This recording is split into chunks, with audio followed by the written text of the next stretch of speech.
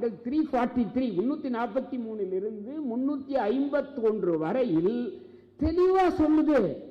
இந்தி தான் இந்தியாவுக்கு மொழியுதுங்க. அதை தான் எல்லா இடங்களையும் அதை உட்கார வைக்கணும்ன்றாங்க. அப்புறம் எப்படி நீங்க இங்கே ஏழை பணக்காரன் வித்தியாசம், சாதி வித்தியாசம், அதே மாதிரி மொழியும் அனைத்து மொழியும் சமம் இல்லை என்று கான்ஸ்டிடியூஷன் சொல்லுது. அப்புறம் எப்படி இந்திய திணிக்காத என்ன? இந்தி திணிக்கிறான். இன்னைக்கு 50% பள்ளிக்கூடங்கள் இன்னைக்கு சிபிஎஸ்இ பள்ளிக்கூடங்கள். தயவு செய்து இங்க இருக்கக்கூடிய நம்ம தோழர்கள் கூட கொஞ்சம் வசதியா இருந்தா அந்த பிள்ளைங்கெல்லாம் சிபிஎஸ்இ பள்ளிக்கூடத்தில் தான் படிக்கும். சிபிஎஸ்இ பள்ளிக்கூடத்தில் இந்தி கட்டாயம். அப்போ என்ன பள்ளிக்கூடத்திலே வந்தாச்சு. அப்போ அதனால இன்னைக்கு அந்த மாநிலத்தை பத்தி சொல்றதுக்காக சொல்றாங்க. 1952 கான்ஸ்டிடியூஷன் வருது.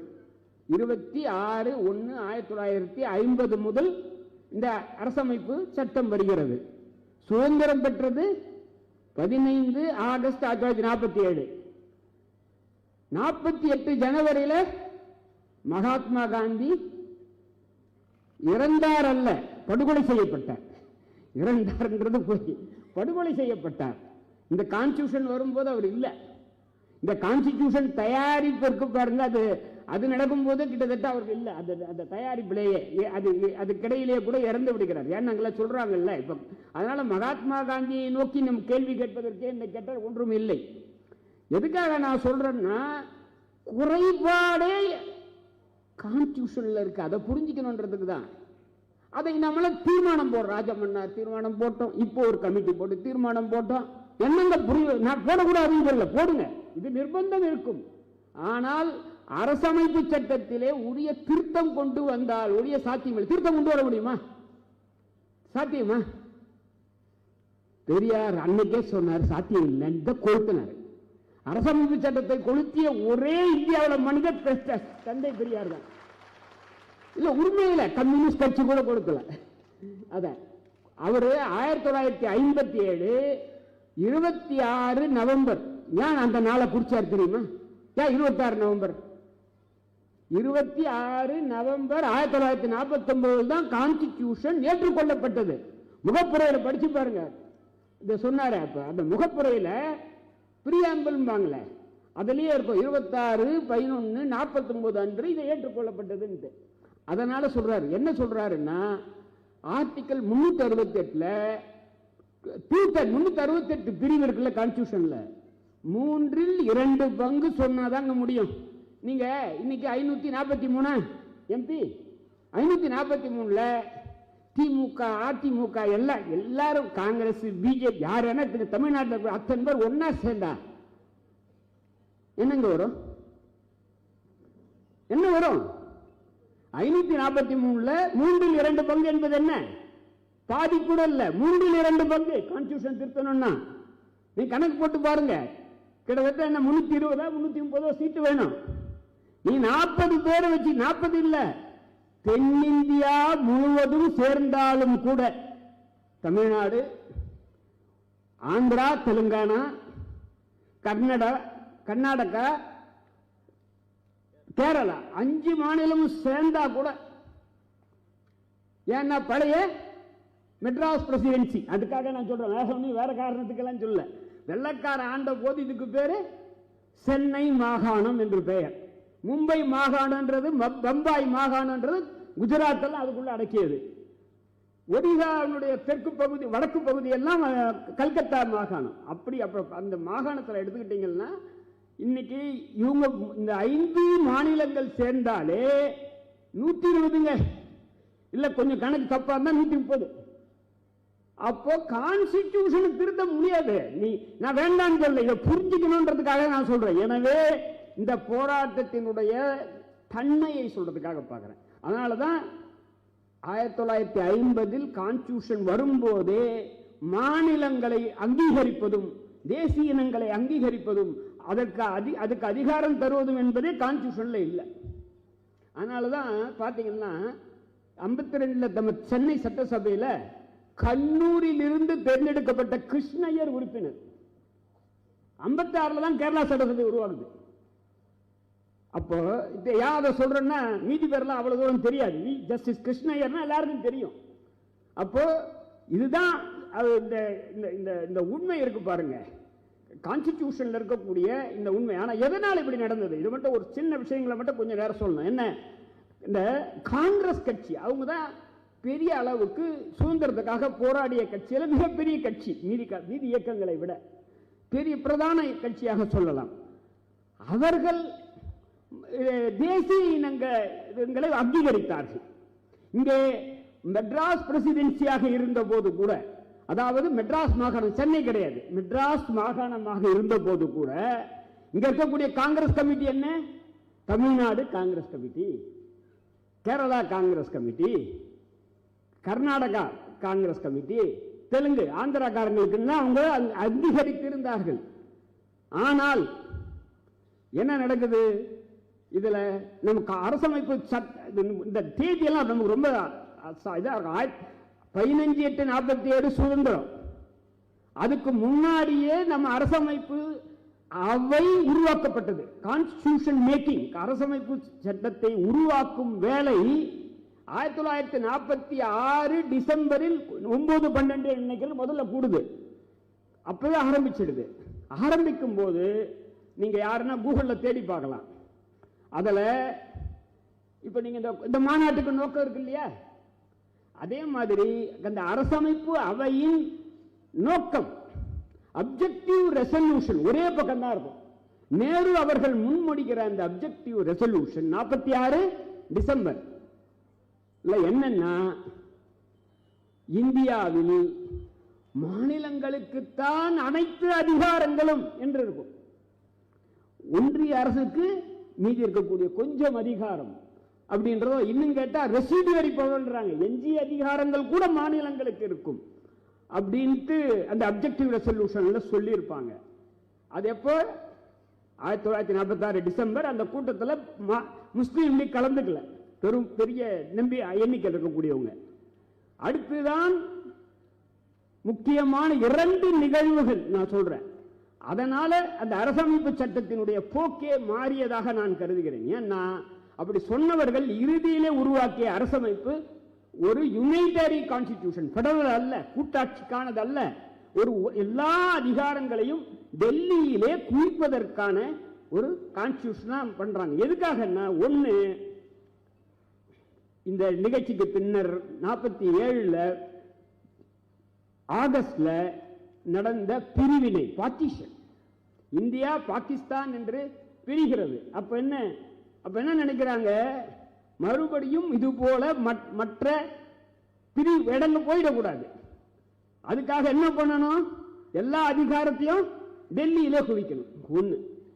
2 முக்கியமான காரணம், வெள்ளக்காரங்க வந்து போகும்போது அவன் என்ன பண்ணா, அவன் இந்தியா இண்டிபெண்டன்ஸ் ஆக்ட் என்ற சட்டம் தான் நமக்கு சுதந்திரம் தருது. முக்கியமா அதை புரிஞ்சுக்கணும். என்னன்னா 1776 18ஆம் நூற்றாண்டுல அமெரிக்கா சுதந்திரம் பெற்றது. அமெரிக்கா சுதந்திரத்தை அமெரிக்கா இண்டிபெண்டன்ஸ் ஆக்ட் அவன் போடல. வாஷிங்டன் தலைமையில்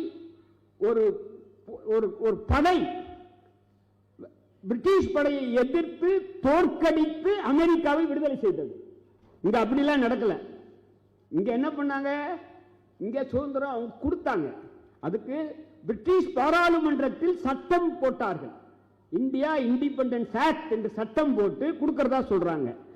அது 47 ஆகஸ்ட்ல போட்டு வர்றதுக்குள்ள அப்ப என்ன சொல்றாங்க, இந்தியா பாகிஸ்தான் அப்புறம் இங்க இருக்கக்கூடிய 500க்கும் மேற்பட்ட, நான் நினைக்கிறேன் 540 நினைக்கிறேன், 540 மன்னர் ஆட்சி பிரதேசங்கள், பிரின்ஸ்லி ஸ்டேட் சொன்னாரு. இவைகள் எல்லாம் ஒவ்வொருவரும் தனித்தனி நாடாக போவதற்கு கூட எனக்கு ஆட்சேபனை இல்லைன்னு வெள்ளக்காரன் சொல்லிட்டான். அப்போ நான் சொன்னது ஒண்ணு, இந்தியா பாகிஸ்தான் 2ஆகுது. இந்த 540 500க்கும் மேற்பட்ட மன்னராட்சி பிரதேசங்கள், அவைகளை எல்லாம் இந்தியாவுடன் இணைப்பதற்காக அப்போது இருக்கக்கூடிய ஆட்சியில் இருக்கக்கூடிய நேரு தலைமையிலான அரசு, வல்லபாய் பட்டேல் ஹோம் மினிஸ்டர் இருக்காரு, அவங்க அரசு அந்த முயற்சி செய்யுது. நம்முடைய பாடியில என்ன சொல்லுவோம்னா, இந்திய முதலாளிகளுக்கு ஒரு மார்க்கெட்டை உண்டாக்கி தர வேண்டும். அதுதான் அதுக்கு பின்னால் இருக்கக்கூடியது. அதுக்கான ஏற்பாட்டை செய்யறதுக்கு அந்த 540 பேரையும் அந்த அரசுகளையும் மிரட்டி அவங்க இந்தியாவுக்குள்ள சேர்க்கிறாங்க. அப்ப என்ன வேணும்? யாரும் போகக்கூடாதுன்ற ஒரு கான்செப்ட் கான்ஸ்டியூஷனுக்குள்ள வருதுங்க. இதை புரிஞ்சுக்கிட்டு தான் மீதிக்குள்ள போகணும் என்னுடைய கருத்து. எனவே இந்த கான்ஸ்டிடியூஷன்ல ஏற்பாட்டை மாற்றாமல் நடக்காது. சரி, அது 1950 இருந்து 75 ஆண்டு என்னாச்சு? 75 ஆண்டுல 100க்கும் மேற்பட்ட திருத்தங்கள், 106 108 தெரியல திருத்தம் இது வரைக்கும் கான்ஸ்டிடியூஷன்ல. அதில் அத்தனை திருத்தங்களும் மேலும் மேலும் இந்த அதிகாரத்தை டெல்லியிலே குவித்திருக்கு. இதான் அடிப்படை. அதுல மிக அதிகமாக ஒரே நேரத்தில் குவித்தது 1975-76 காலகட்டத்தில், எமர்ஜென்சி காலத்தில் மிக அதிகமாக குவித்தது. இப்போ மோடி சொன்னாரு 50 ஆண்டு கால அவசர காலத்தை எதிர்த்த எங்களுடைய முழக்கங்கள்லாம் போட்டாரு. ஒரே கேள்வி தான் நான் கேட்கிறேங்க. அவசர கால நிலையில் அரசமைப்பு சட்டம் 42வது திருத்தத்தின் மூலமாக திருத்தப்பட்டு எண்ணற்ற உரிமைகள், கல்வி மட்டும் அல்ல, எண்ணற்ற உரிமைகள். காடு, நமக்கு காடு முக்கியம் இல்ல, ஜார்க்கண்ட்ல காடு முக்கியம், சத்தீஸ்கர்ல காடு முக்கியம், ஏன்னா மலைவாழ் மக்கள் இருக்கக்கூடிய இடத்துல முக்கியம். அப்போ இந்த வச்சுக்காக சொல்றேன். இன்னும் என்ன நீதித்துறை, நான் இன்னைக்கு ராஜுகிட்ட சொன்னேன், நீதித்துறை இப்ப நீதித்துறையில கம்ப்ளீட்டா எந்த அதிகாரமும் நமக்கு கிடையாது. அதனாலதான் ஹைகோர்ட் எல்லாம் யார் கண்ட்ரோல்ல இருக்கு? சுப்ரீம் கோர்ட் யார் கண்ட்ரோல்ல இருக்கு? எலெக்ஷன் கமிஷன் யார் கண்ட்ரோல்ல இருக்கு? கவர்னர் யார் கண்ட்ரோல்ல இருக்காங்க? அப்போ அனைத்து அதிகாரங்களும் எங்கே குவிந்து இருக்கிறது என்பதுதான் இங்க இருக்கக்கூடிய அடிப்படையான நம்ம அந்த செய்தியாக நாம் பார்க்கணும். அப்போ இந்த ஒரே ஒரு அதுக்கு முன்னாடி ஒரு சில வரலாற்று செய்திகளை மட்டும் சொல்லிட்டு இந்த அரசாங்கம் இருக்கு பாருங்க, இந்த இன்னைக்கு இருக்கக்கூடிய மாகாணம். இப்ப என்ன கவர்னரை பத்தி எல்லாம் எல்லாரும் பேசுறாங்க. அப்ப நம்ம கவர்னரை பத்தி தான் நான் கொஞ்சம் கூடுதலாக சொல்ல போறேன். ஏன்னா அவர் ஏதோ சொல்லியிருக்காரு. நம்ம வெள்ளக்கார ஆண்டது இருக்க, அதை ரெண்டா பிரிக்கணும். முதல்ல ஈஸ்ட் இந்தியா கம்பெனி, கிழக்கிந்திய கம்பெனி, நம்ம Tata company, Ambani company, Adani company மாதிரி ஒரு கம்பெனி. அவன் தான் ஆட்சி செய்தான்.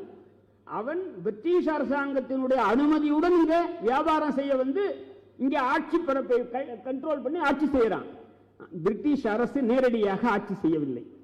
1857 முதல் சிப்பாய் கழகம் அல்லது முதல் சுதந்திர புரட்சி, என்னன்னு பேர் சொல்லுங்க, இந்த நிகழ்ச்சிக்கு பின்னர் தான் பிரிட்டிஷுடைய நேரடி ஆட்சி வருது.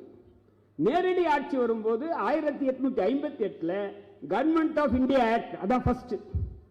அப்பதான் நான் ஐயா நீங்க கருணானந்தன் செஞ்ச தவறா இருந்தா சொல்லணும்.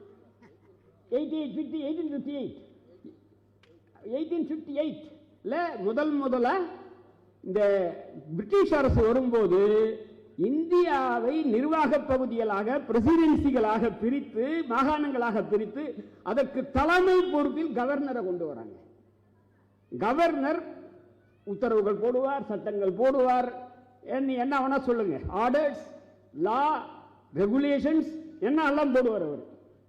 அப்போ இரண்டாவது நிகழ்ச்சி 1919-20 நடக்கிற கவர்மெண்ட் ஆஃப் இந்தியா ஆக்ட். அப்போ இங்க ஒரு கோரிக்கை எல்லாம் வந்த உடனே மாகாணங்கள்ல தேர்ந்தெடுக்கப்பட்ட சட்டசபைகள் இருப்பதற்கான உரிமையை கொடுக்கிறான். அதை கூட அந்த தேர்தல் கூட என்ன கேட்டீங்கன்னா எல்லாருக்கும் அனைவருக்கும் வாக்குரிமை கிடையாது. அதுக்குள்ள நான் விரைவா போகல. படித்தவர்களுக்கும் வரி கட்டுபவர்களுக்கும் தான் கிட்டத்தட்ட 15% மக்களுக்கு தான் வாக்குரிமை. இங்க இருக்கக்கூடிய நீதி கட்சி ஆட்சி, காங்கிரஸ் ஆட்சி எதுவாக இருந்தாலும் 1919 நமக்கு 47 வரையில் நடந்த அந்த காலத்தில் அதுக்கு பேரு டியூவல் கவர்மெண்ட். டியூவல்னா என்ன? இரட்டை ஆட்சி. ஒன்னு கவர்னர், கவர்னருக்கு சில அதிகாரங்கள், இன்னும் சில அதிகாரங்கள் இங்க இருக்கக்கூடிய மாகாண அரசு, தேர்ந்தெடுக்கப்பட்ட அரசுக்கு. அப்போ தேர்ந்தெடுக்கப்பட்ட அரசு இருக்கு பாருங்க, அந்த தேர்ந்தெடுக்கப்பட்ட அரசு சட்டம் இயற்றினாலும் ஐயா நம்ம கவர்னர் ஐயா கிட்ட ஒப்புதல் வாங்கணும். வழங்குதுங்களா? ஏன்? நம்ம அடிமை, நம்ம அடிமை, அதை புரிஞ்சுக்கணும். நம்ம அடிமை. அதனால் லண்டன்ல இருந்து இங்க கவர்னர் போட்டிருக்கான். அவர் தான் மாகாணத்தினுடைய தலைமை நிர்வாகி.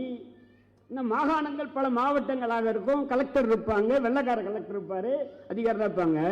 அப்போ தேர்ந்தெடுக்கப்பட்ட அரசு 1919 வந்தாலும் அந்த அரசுக்கு இந்த சில பிரிவுகள், உதாரண கல்வி, அடுத்து தொடர் இவர் நம்முடைய பேராசிரியர் பேச போறாரு, நான் அதுக்குள்ள போகல.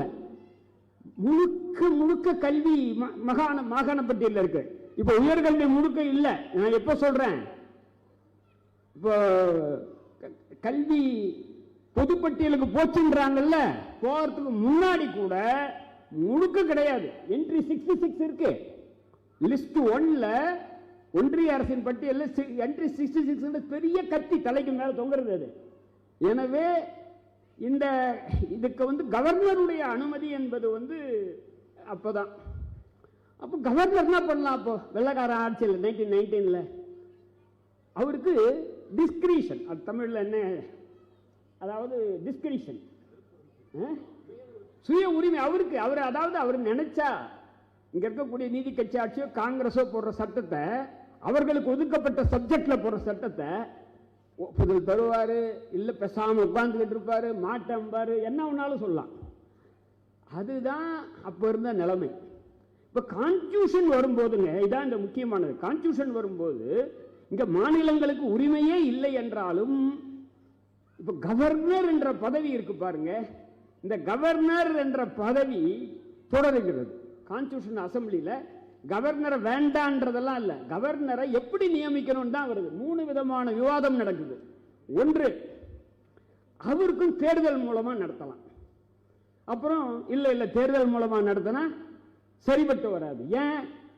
கவர்னர் தமிழ்நாடு முழுக்க அல்லது ஆந்திரா முழுக்க, கர்நாடகா முழுக்க இருக்கக்கூடிய மக்களால் தேர்ந்தெடுக்கப்படுவார். இங்க இருக்கக்கூடிய முதல்வர் அவர்தான் அதிகார மையம், அவர்தான் மெஜாரிட்டி கட்சியினுடைய தலைவர். அவர் ஒரு கான்ஸ்டிடியூன்சில குளத்தூர்ல நின்று ஜெயிப்பார், இல்ல சைதாப்பேட்டை நின்று ஜெயிப்பார்.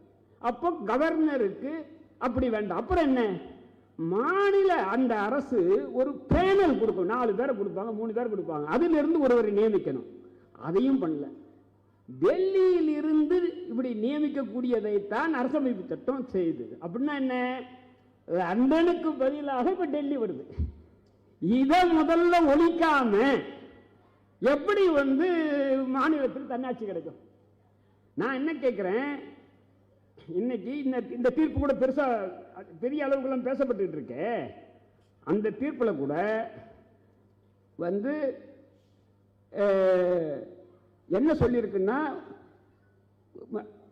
இதுக்கு முன்னாடி, அதாவது கான்ஸ்டிடியூஷன் வரதுக்கு முன்னாடி இருக்க நிலைமை வேறு. 1858 இருந்து இந்த தீர்ப்பு 415 பக்கம் இருக்கு. தமிழ்நாடு கவர்மெண்டோட தீர்ப்புல 1858 இருந்து இதை ட்ரேஸ் பண்றாங்க, அதை கொண்டு வராங்க. கொண்டு கவர்னருக்கு இதுக்கு முன்னாடி அந்த டிஸ்கிரிஷன், இப்ப டிஸ்கிரிஷன் இல்ல. எதுக்கு? மாநில பட்டியல் வரை. அதையும் ஞாபகத்தில் வச்சுங்க. மாநில பட்டியல்ன்றது என்னது? அது ஒரு துக்கடா பட்டியல். என்ன கேட்டா அது உபயோகம் இல்லாத பட்டியல். ஏன்னா எல்லா அதிகாரத்தையும் கொண்டு போயிட்டான். எது? நம்முடைய கல்வி உட்பட. நம்ம மீதி எல்லாம் கேட்கலீங்க, ராணுவம் கேட்கல, வேற இந்த மாதிரி முக்கிய எது வேணா எதை எடுத்துங்க நீங்க. இப்ப நான் சொன்ன இல்லையா, எல்லா அதிகாரமும் அவங்க கிட்ட இருக்கு. தேர்தல் ஆணையம், கவர்னர் நியமிக்கக்கூடிய அதிகாரம், எதற்கு உச்ச நீதிமன்றம், உயர்நீதிமன்ற நீதிபதிகள் யார் நியமிக்கிறாங்க? யார் நியமிக்கிறாங்க? மத்திய அரசு தான் நியமிக்குது. அப்போ இது எல்லாமே அப்ப யாருக்கு அவங்க லாயலா இருப்பாங்க? ஏங்க, யார் நியமிக்கிறாங்களோ அது முதல்ல புரிஞ்சுக்கணும். இந்த தராசெல்லாம் இப்படி வச்செல்லாம் இல்லை. யாரை நியமிக்கிறாங்களோ, இப்போ ஐயா விவேகானந்தா காலேஜில் நியமிச்சா விவேகானந்தா காலேஜ் தான் லாயலா இருப்பாரு இல்லையா? யார் ஒருவரை யார் நியமிக்கிறாங்களோ அங்கே தான் இருப்பாங்க. இன்னைக்கு அதுதான் இன்னைக்கு இருக்கக்கூடிய மிக அடிப்படையான பிரச்சனையா இருக்கு. அப்ப அந்த தீர்ப்புல சொல்றாங்க, இப்போ மாநிலத்தை பொறுத்த வரையில கவர்னர் அந்த டிஸ்கிரிஷன் ரிமூவ் பண்ணாடுறாங்க. அவர் கிடையாது, அவர் ஒப்புதல் கொடுக்கணும். என்ன ஒன்னே ஒன்று பண்ணலாம், அவர் ஆலோசனை சொல்லலாம். அப்பா இந்த பிரிவை மாத்தலையா அப்படின்ட்டு அந்த ஆலோசனையை சொன்னா சட்டசபை அதை பரிசீலித்து ஏற்றுக்கொள்ளலாம், ஏற்றுக்கொள்ள மறுத்து மறுபடியும் ரீஎனாக்ட் பண்ணலாம். மீண்டும் பண்ணா கவர்னருக்கு எந்த வாய்ப்புமே இல்லை, ஒப்புதல் கொடுக்கணும். எதுக்கு? மாநில பட்டியலில் இருக்கக்கூடிய பொருள். எது மாநில பட்டியலில் இருக்கு? யூனிவர்சிட்டி. இன்னைக்கு பல்கலைக்கழகம் மாநில பட்டியலில் இருக்கு சொன்னாங்கல்ல. இதில் நாமே தப்பு பண்ணியிருக்கோம். இந்த பல்கலைக்கழகங்கள், ஒவ்வொரு பல்கலைக்கழகம் இருக்கு இல்லையா, முதல்ல சென்னை பல்கலைக்கழகம் தான் இருந்தது. அடுத்துதான் 1857 சுதந்திரம் பெற்றதுக்கு அப்புறம் தான் மதுரை காமராஜ் பல்கலைக்கழகம். அந்த மாதிரி இன்னைக்கு 22 ஸ்டேட் பல்கலைக்கழகங்கள், மனோன்மணி சுந்தரனார் பல்கலைக்கழகம், பாரதியார் பல்கலைக்கழகம், பாரதிதாசன் பல்கலைக்கழகம், ஒவ்வொரு பல்கலைக்கழகமும் மாநில சட்டசபை சட்டம் இயற்றி கொண்டு வரப்பட்ட பல்கலைக்கழகம். கான்ஸ்டிடியூஷன்ல எங்கேயுமே கவர்னரை சான்சலரா போடும் என்று சொல்லல. நம்ம இருக்கோம் பாருங்க, யாரு நம்ம? யாரு நாமன்னா?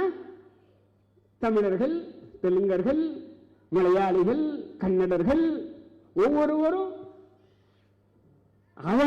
அவன் தலை கொள்ளி வச்சுக்கிட்டான். யார? கவர்னரை சான்சலரா எல்லாரும் போட்டான். யாரு போட்டது? நம்முடைய முந்தைய நம்முடைய அரசுகள். கேரளா எல்லாரையும். யார் இன்னைக்கு வீராப்பு பேசுறாங்கல்ல, எல்லாருமே கேட்கிற கேள்வி நம்ம. அப்போ அவங்ககிட்ட அதிகாரத்தை கொடுத்துட்டு சான்சலர் RN ரவி கிட்ட கொடுத்தது யாரு? நாம. இப்ப போட்டிருக்கோம் பாருங்க, அதுல கூட அவரை சான்சலராக இருந்து நீக்கவில்லை. அதையும் புரிஞ்சுங்க. இன்றும் அவர் வேந்தர். வேந்தர், பல்கலைக்கழகங்களின் வேந்தர். இன்றும் நாம் என்ன பண்ணோம்? பாதி கிணறு தாண்டணும். அதுக்கு தான் இவ்வளவு குதிப்பு. என்ன பாதி கிணறு? துணைவேந்தரை நியமிக்கும் அதிகாரம் உனக்கு இல்லப்பா, எனக்குன்னு சொல்றீங்க மாநில அரசு. அவ்வளவுதான், வேற ஒண்ணுமே இல்லை. இப்ப கூட வேந்தருக்கு அதிகாரங்கள் நிறைய இருக்கு. என்ன அதிகாரம்? அங்க இருக்கக்கூடிய சிண்டிகேட்டுக்கு நியமிப்பார், செனட்டுக்கு நியமிப்பார், பட்டம் அளிப்பார், நிறைய அதிகாரங்கள் இருக்கு.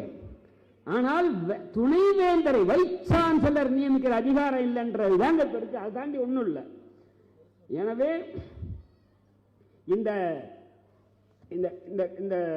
இந்த தகவல் இருக்கு பாருங்க. அதனால தான் இன்னைக்கு இருக்கிறத இதுக்கே இதை ஒத்துக்கல. ஏன்னா அவங்களால இதையே ஏற்றுக்க முடியல. இந்த தீர்ப்பை நல்ல தீர்ப்பு இல்லைன்னு சொல்ல. என்ன சொல்லி இருக்கு?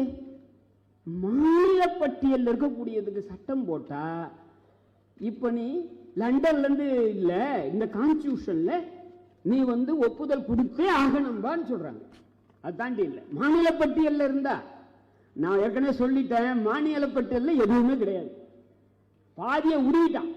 ஏற்கனவே கிடையாது, இருந்த பாதியை 74 உருவிட்டான். இருக்கிற மீதி இருக்கு பாருங்க, அதுக்கும் இவன் கொடுக்க மாட்டேங்கிறான். இப்ப என்ன சொல்றாங்க? யாரு? RN ரவி, அரிஃப் முகமது கான், யாரு? கேரளா ஆளுநர். தன்கர் இப்ப மாறிட்டாரு, இப்ப பீகார் போயிருக்காரு. தன்கர் இப்ப வைஸ் பிரசிடென்டா இருக்காரு, அவர் பெங்கால். அந்த மாதிரி இவங்க அத்தனை பேருமே, தமிழ்நாட்டில் இருந்தவர் பஞ்சாப்ல, இவங்க எல்லாருமே ஒன்றிய அரசிலிருந்து இங்க அனுப்பப்பட்டு, அவங்களுக்கு வேலை என்னன்னா இந்த மாநில அரசை செயல்பட விடாம பண்ணு. மாநில பட்டியல்ல இருந்தாலும் கூட அந்த சட்டத்தை ஒப்புதல் தராது. இதுதாங்க இன்னைக்கு இருக்கிறது. இப்ப நம்ம கேட்கிற கேள்வி என்னன்னா, இந்த மாநில பட்டியலை திருத்தி அமை அப்படின்ட்டு. சரி, இதோட நான் இறுதியா முடிச்சுக்கிறேன். நான் ஒன்னே ஒன்று சொல்லிதான் இதுல முடிக்கணும்னு நான் நினைக்கிறேன். என்னன்னா, ஒண்ணு, இந்தியாவில் ஒரே ஒரு மாநிலம் ஒரு 5 நிமிஷம் மட்டும் கூட எடுத்துக்கிறேன். இந்தியாவின் ஒரே ஒரு மாநிலம், என்ன 30 நிமிடம் ஆக போகுது, ஒரே ஒரு மாநிலம் அனைத்து அதிகாரங்களையும் பெற்றிருந்தது. இந்த அரசமைப்பு சட்டம் அந்த மாநிலத்துக்கு பொருந்தாது. அந்த மாநிலத்துக்கு தனி பெரிய அரசமைப்பு சட்டம் இருந்தது. அங்கே ஒரு அரசமைப்பு அவை இருந்து ஒரு அரசமைப்பு சட்டம் இருந்தது. அதை நமது அரசமைப்பு சட்டம் ஏற்றுக்கொண்டது. என்ன, ஒரு 3 அல்லது 4 அதிகாரம், டிஃபென்ஸ் பாதுகாப்பு, வெளிநாட்டு கொள்கை, வெளிநாட்டு உறவு, கரன்சி, டெலிகம்யூனிகேஷன், இந்த 4 தவிர அனைத்து அதிகாரங்களும் அந்த மாநிலத்துக்கு இருந்து. இப்ப நான் இன்னும் விரிவாலாம் போகல. இந்த கான்ஸ்டிடியூஷன்ல எடுத்துக்கிட்டீங்கன்னா மொத்தம் 395 ஆர்டிகல் இருக்கு. அதில் எடுத்துக்கிட்டீங்கன்னா இந்த ஷெட்யூல் 7ல லிஸ்ட் 1, லிஸ்ட் 2, லிஸ்ட் 3 மட்டும் பார்க்காதீங்க. கான்ஸ்டிடியூஷன்ல ஒவ்வொரு ஆர்டிகலா படிங்க. பாராளுமன்றம் பாராளுமன்றம் பாராளுமன்றம் பாராளுமன்றம் என்று இருக்கும், அதிகாரத்தை குவிச்சிருக்கும். அதை பார்த்தீங்கன்னா சட்டசபை சட்டசபைன்னு இருக்காது, அவ்வளவு அதிகாரத்தை குவிச்சிருக்கு. எல்லாரும் நிறைய பேர் என்ன பேசுவாங்க தெரியுங்களா, லிஸ்ட் 1, லிஸ்ட் 2, லிஸ்ட் 3 கிடையாது. பார்லிமெண்ட் இப்போ லிஸ்ட் முதல் பார்ட் என்ன இருக்கு, ஒரு மாநிலத்தை வெட்டலாம், குறுக்கலாம், சேர்க்கலாம். யார் செய்யலாம்? பார்லிமெண்ட் செய்யலாம். இப்ப செஞ்சிருக்கானா? செஞ்சிருக்கான். அதே மாதிரி உங்களுக்கு சிட்டிசன், உங்களுக்கு யார் சிட்டிசனுக்கான கொடுக்கறதுக்கு அதிகாரம் இருக்கா? நமக்கு எதுவும் கிடையாது. அதனாலதான் நம்ம ஈழத்தமிழர்களுக்கு நம்ம ஒன்றும் தரல, அவங்களும் ஜெயிலில் வச்சுட்டு இருக்கோம். கேட்டா சரி, அதுக்குள்ள நான் விட்டுட்டு போறேன். நான் ஒன்று சொன்னேன், ஒரே ஒரு மாநிலம் அனைத்து உரிமைகளையும் பெற்ற மாநிலமாக, ஒரு இறையாண்மை பெற்ற மாநிலமாக, கம்ப்ளீட்டா எல்லா அதிகாரமும் அதற்குத்தான் இருந்தது. அதுல ஒரே ஒரு பிரிவு இருந்தது, அந்த 370 கான்ஸ்டிடியூஷன்ல ஜம்மு காஷ்மீருக்கு என்ன இருக்குன்னா, அந்த 370ல அந்த ஜம்மு காஷ்மீர் மாநிலத்தினுடைய அனுமதியுடன் இங்க இருக்கக்கூடிய மத்திய அரசு கேபினெட், பார்லிமெண்ட் அல்ல, கேபினெட் பிரசிடென்ட் மூலமாக ஒவ்வொரு பிரிவா அதுல அவங்களுக்கு எந்த பிரிவு வேண்டுமானாலும் அந்த அதுக்கு அமல்படுத்தலாம். காங்கிரஸ்காரன் என்ன பண்ணா, காங்கிரஸ்காரன் ஷேக் அப்துல்லாவை 13 ஆண்டுகள் சிறை வைத்தார், தமிழ்நாட்டில் தான். அப்போ இந்த கொஞ்சம் கொஞ்சமா அங்க இருக்கக்கூடிய கவர்னரை அந்த மாநிலத்தின் அரசாங்கம் என்று சொல்லி கான்ஸ்டிடியூஷன்ல 85% பல்வேறு உத்தரவுகளின் மூலமாக, 370 போட்ட உத்தரவின் மூலமாக இந்த கையை வெட்டுறது, இந்த கையை வெட்டுறது, இந்த விரல வெட்டுறது, இந்த விரல வெட்டுறது கொஞ்சம் கொஞ்சமா ஒரு 30 வெட்டு 40 வெட்டு காங்கிரஸ்காரன் பண்ணி பண்ணி பண்ணி இந்த கான்ஸ்டிடியூஷன்ல 85% ஜம்மு காஷ்மீருக்கு அப்ளை பண்ணான். இத ஏஜி நூரானி, சமீபத்தில் மறந்த ஏஜி நூரானி இதை பதிவு பண்ணியிருக்காரு. இப்ப இருக்கக்கூடிய அமித்ஷா என்ன பண்ணாருன்னா, காங்கிரஸ் வழியிலேயே போய் 2 உத்தரவு போட்டார். ஒரு உத்தரவு, இதுவரையில் காங்கிரஸ் ஆர்டிகல் 370 போட்ட அத்தனை உத்தரவையும் நான் ரத்து பண்றேன். 2வது உத்தரவு, கான்ஸ்டிடியூஷன் முழுக்க ஜம்மு காஷ்மீருக்கு அப்ளை ஆகும். விளங்குதுங்களா? ஏற்கனவே காங்கிரஸ் பண்ணுது. காங்கிரஸ் சொன்னா ஆர்டிகல் 2 அப்ளை ஆகும், ஆர்டிகல் 4 அப்ளை ஆகும், ஆர்டிகல் 10 அப்ளை ஆகும், ஒவ்வொரு உத்தரவா போட்டுட்டு இருந்தான். அமித்ஷா சொன்னாரு, அது 140 உத்தரவு போட்டிருக்கேன், 40 உத்தரவையும் நான் வித்ட்ரா பண்ணிக்கிறேன். ஒரே உத்தரவு, இந்த கான்ஸ்டிடியூஷன் ஃபுல்லா அப்ளை ஆகும். அப்போ ஏற்கனவே ஒரு சிறப்பு அதிகாரத்தை, இறையாண்மையை பெற்றிருந்த ஒரு மாநிலம் இருக்கிறது. அந்த அதிகாரத்தை ஒவ்வொரு மாநிலமும் கொடுக்க வேண்டும் என்று யார் கேட்டார்கள்? ஏன் கேட்கல? இதாங்க நான் முன்னாடி கேட்கிற கேள்வி. ஜம்மு காஷ்மீர் போல தமிழ்நாட்டில் ஒரு அரசமைப்பாவை, இங்க தனி அரசமைப்பு சட்டம், அதுதான் பெரியார் சொல்லுது. அப்படி இருக்கணும், அப்படி என்றதை யார் கேட்டீங்க? அதே மாதிரி ஆந்திரா, அதே மாதிரி கர்நாடகா, அவங்களுடைய வாழ்க்கையை, அவர்களுடைய அரசியலை தீர்மானித்து அவங்க இந்தியாவோட இருக்கலாம். இந்தியா விட்டு போறதை பத்தி இல்ல, இந்தியாவுக்குள்ளார ஜம்மு காஷ்மீர் மாதிரியே இருக்கக்கூடிய அதை என் சைடில் இருந்து விட்டாச்சு. இப்போ காஷ்மீர் மாநிலம் கூட இல்லை, அது யூனியன் டெரிட்டரி. என்ன அதுக்கு தமிழாக்கம்? நேரடியாக டெல்லியிலிருந்து நேரடி ஆட்சியில் இருக்கக்கூடியது. அப்போ இதுதான் இன்னைக்கு இருக்கக்கூடிய நிலைமை. அப்ப அதனால்தான் நான் என்ன சொன்ன, வந்த உடனே தடுத்திட அல்ல தகர்த்திடுன்னு. எனவே இன்னைக்கு இதை முழுக்க இன்னைக்கு இந்த கான்ஸ்டிடியூஷனை ஜம்மு காஷ்மீர்ல இருப்பது போல ஒவ்வொரு மாநிலத்துக்கும் அதிகாரங்களை கொடுக்கணும். இன்னைக்கு யுனைடெட் ஸ்டேட்ஸ் அமெரிக்காவில் அங்க இருக்க மாநிலங்களுக்கு அதிகாரங்கள் உண்டு. அதனாலதான் ட்ரம்ப் பத்தி அங்க விட மாட்டான். அந்த மாநிலத்தில் இருக்க உங்களுக்கு அங்க ஒவ்வொரு மாநிலமும் அங்க மாநிலங்கள்லாம் சேர்ந்துதான் இந்தியாவை ஃபார்ம் பண்ணாங்க. அதை இங்க அப்படி கிடையாது. அம்பேத்கரே சொல்றாரு, நம்ம இந்த விஷயத்தை பொறுத்த வரையில் இந்த மாநில உரிமைகள் என்றதை பொறுத்த வரையில இதை பெருசா சொல்றதுக்கு ஒன்றும் கிடையாது. இந்த கான்ஸ்டிடியூஷன் வரும்போதே ஒரு உரிமையும் கிடையாது. மாநிலம் என்ற அந்தஸ்தையே ஏற்கவில்லை. இதான் மீண்டும் நான் உங்களுக்கு சொல்றது. எனவே இப்போது நம்ம தெளிவாக புரிஞ்சுக்கணும் என்னன்னா, ஒரு நமக்கான தன்னாட்சிக்காக ஒரு புதிய ஒரு அரசமைப்பு சட்டத்தை உருவாக்குனால் ஒழிய நடக்காது. எப்படி சாத்தியம்? இல்லைன்னா இந்த கான்ஸ்டிடியூஷன் எவ்வளவு திருத்தம் கொண்டு வருவீங்க தெரியல. ஜேஎன்கே மாதிரி ஒரு பெரிய அளவுக்கு இங்கேயும் இருந்தது இருக்கல, இப்ப கூட இருக்கு. ஜேஎன்கே சிறப்பு அந்தஸ்து இருக்கு. இன்னும் கூட வடகிழக்கு மாநிலங்கள்ல சில சிறப்பு அந்தஸ்து இருக்கு. ஜேஎன்கே இணையாக இல்லை, தனி கான்ஸ்டிடியூஷன் இல்லை. நாகாலாந்து போன்ற மாநிலங்களுக்கு சிறப்பு அந்தஸ்து கொஞ்சம் கொடுத்திருக்காங்க, சில பிரச்சனைகளை கொடுத்திருக்காங்க. அப்படி அல்ல, நமக்கு அது கூட கிடையாது, எதுக்குமே கிடையாதுங்க. தமிழ்நாட்டு வேலை தமிழ்நாட்டுக்கு சொல்ல முடியாது. ஏன்னா ஆர்டிகல் 16ல பிளேஸ் ஆஃப் பர்த் சொல்ல முடியாது. ரேஸ், காஸ்ட், ரிலிஜியன் அது மாதிரி பிளேஸ் ஆஃப் பர்த் தொண்ணாக்கு நடக்காது. அப்ப எப்படி தமிழ்நாட்டுடைய வேலையை நம்ம வேண்டாம் சொல்லுங்க. நம்ம என்ன சொல்றோம், நம்மளை பார்த்துக்கிட்டு உங்களுக்கு தரம்பா வேலை. நான் ரெகுலேட் பண்றது வேணான்னு சொல்ல, ரெகுலேட் பண்றது மீதி பேர. நமக்கே பிரச்சனை என்ன, நம்ம மீதி பேர் பண்றது. இதை பேசுவதற்கு நமது அரசமைப்பு சட்டத்தில் ஸ்கோப் இல்லை. எனவே இதை என்ன பண்ணணும், இதை டோட்டலா இந்த தராசையை மாற்றணும். இதை போட்டிருக்கிற தராசு அது கிடையாது, இது கற்பனை தராசு. இங்க போட்டிருக்கிறது கற்பனை தராசு. ஐயா பின்னாடி ஸ்டேஜுக்கு பின்னாடி இருக்கிறது அந்த தராசிலே ஒண்ணுதான் நிக்குது எடை. அந்த பக்கம் மாநில சட்டமன்றமே கிடையாது. அப்போ மாநில சட்டமன்றத்தை நாம் உட்கார வச்சு அதுக்கு முழு அதிகாரத்தை கொடுத்து பண்ண வேண்டிய வேலை நமக்கு இருக்குங்க. அதை நாம் நிறைவேற்றுவோம். நன்றி, வணக்கம்.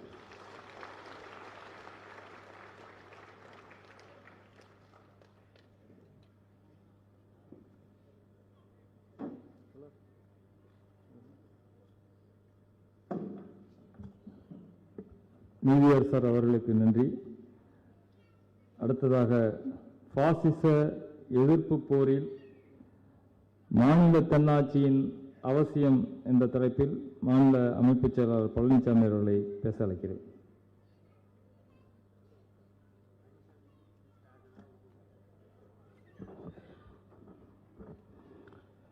அனைவருக்கும் வணக்கம். ஒன்றிய அதிகார குவிப்பு இது ஒரு பாசிசத்துடைய திட்டம் தான். குறிப்பாக கார்பரேட் பாசிசத்துடைய திட்டம். கார்பரேட் பாசிசமும் காவி பாசிசமும் கொண்டு வரப்படுற ஒரு முக்கியமான அம்சம் ஒன்றியத்தில் அதிகாரத்தை குவித்துக் கொண்டிருப்பது. ஏற்கனவே பார்த்தோன்னா பேசின தோழர் அரிப்பரந்தாமன் சொன்ன மாதிரி 1935 அரசியலமைப்பு சட்டமாக இருக்கட்டும், 1947 வடிவமைக்கப்பட்டு 50 நிறைவேற்ற அரசியல் சட்டமாக இருக்கட்டும், மாநிலங்களுக்கு உரிமைகள் இல்லை என்கின்ற கண்ணோட்டத்தில் அவன் மாநிலங்களை இணைக்கும் பொழுதே அவன் பண்ணது சந்தைக்கானது. இங்க இருக்கிற முதலாளிகளுக்கு மார்க்கெட்டை உருவாக்கி தருவதற்காகத்தான் 545 சமஸ்தானங்களையும் அவன் மாநிலங்களாக தனித்தனி உருவாக்கணும் என்பதுதான் முக்கியமான விஷயம். அந்த கண்ணோட்டம் இன்று வரை நீடிக்கிறது. அது கார்பரேட் பாசிசத்திற்கு ஒரே சந்தையை உருவாக்கி தருவது. குறிப்பாக 1990 புகுத்தப்பட்ட தனியார் மயம், தாராளமயம், உலகமயம் என்கின்ற புதிய தாராளவாத கொள்கைக்கு பிறகு ஒவ்வொரு நாடுமே ஒரு கிராம அழகுதான்.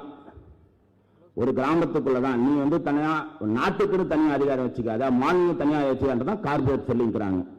நான் சூறையாடுவதற்கோ இல்லை என்னுடைய பொருட்களை தாராளமாக நாட்டில் இருக்கிற வளங்களை கொள்ளையடித்து சூறையாடுவதற்கும் உழைப்பை சுரண்டுவதற்கும் மாநிலங்கள் அதிகாரம் கொண்டு இருக்கக்கூடாது. என்னுடைய சூறையாடலை மாநிலங்கள் தடுக்கக்கூடாது, என்னுடைய உற்பத்தியை விற்பனர்களுக்கு மாநிலங்கள் தடுக்கக்கூடாது என்பதுதான் கார்பரேட் சொல்றான். இது தனியார் மயமான உலகம் என்ற உலகமயமாக்கல் கொள்கையோட முக்கியமான அம்சம். மொத்த நாட்டையும் ஒரு கிராமம் அழகா பார்க்கும்போது மாநிலங்கள் தனி அதிகாரம் வச்சுக்காதீங்க என்பது கார்பரேட்டுடைய முக்கியமான அம்சமாக இருக்கும்போது அது ஒரே சந்தையை கோருகிறது. ஒரே சந்தை என்பது ஏகபோகமான சந்தையா இருக்கணும். எனக்கு மாநிலங்கள் எல்லாம் இல்லாம மொத்தமும் உற்பத்தி, விநியோகம், அது நுகர்வு எல்லாமே பார்த்தோன்னா நான் என்னுடைய கண்ட்ரோல்ல வைத்துக் கொண்டிருக்க வேண்டும் என்பதுதான் கார்பரேட்டுடைய திட்டம். இன்னொன்னு காவி, ஏற்கனவே இருக்கின்ற RSS பாஜகவின் இந்து ராஷ்டிரம் என்கின்ற ஒற்றை மொத்தமாக அகண்ட பாரதம் என்கின்ற ஒரு கண்ணோட்டத்தில் இருக்கிற இன்னொரு திட்டம். இது ரெண்டும் இணைந்துதான் இங்க பார்த்தோன்னா அதிகாரத்தை குவித்துக் கொண்டிருக்கிறாங்க. இது பார்த்தோன்னா RSS பிஜேபி இன்னைக்கு சொன்னது அல்ல. அவங்க ஆட்சிக்கு வருவதற்கு முன்பே அவர்களை சித்தாந்த குருமார்களில் ஒருவான கோல்வார்கர் தெளிவாகவே சொல்லியிருக்கிறார். ஒரே நாடு, ஒரே பாராளுமன்றம், ஒரே அதிகார மையம் தான் இந்தியாவில் இருக்கணும் அவர் சொல்லியிருக்கிறார். அதுதான் இன்னைக்கு நடைமுறைப்படுத்திருக்கிறாங்க. அப்ப அவங்களுடைய திட்டமும் கார்பரேட் திட்டமும் இணைந்து கொண்டு ஒரு ஹைபிரிட்டா பார்த்தோன்னா நம்ம முன்னாடி ஒன்றிய அதிகார குவிப்பாக நிற்குது. இன்னைக்கு நம்ம கிட்ட எந்த அதிகாரமும் இல்லை. இது ஒரு மாநில அரசுக்கும் ஒன்றிய அரசுக்குமான பிரச்சனையாக நாம் எங்குமே சுருக்கி பார்க்க முடியாது. இந்தியாவில் இருப்பது மொழிவாரி மாநிலங்கள்.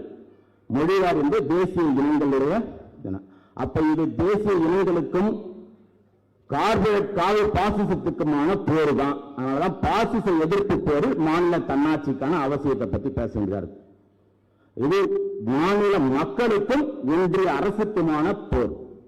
அப்படிதான் இதை நம்ம பார்க்க முடியும். அப்ப மாநில மக்கள் தங்களுடைய அதிகாரத்தை, அரசியல் அதிகாரத்தை பெறனாலே மாநில தன்னாட்சி வேணும் என்பதுதான் நாம சொல்றோம்.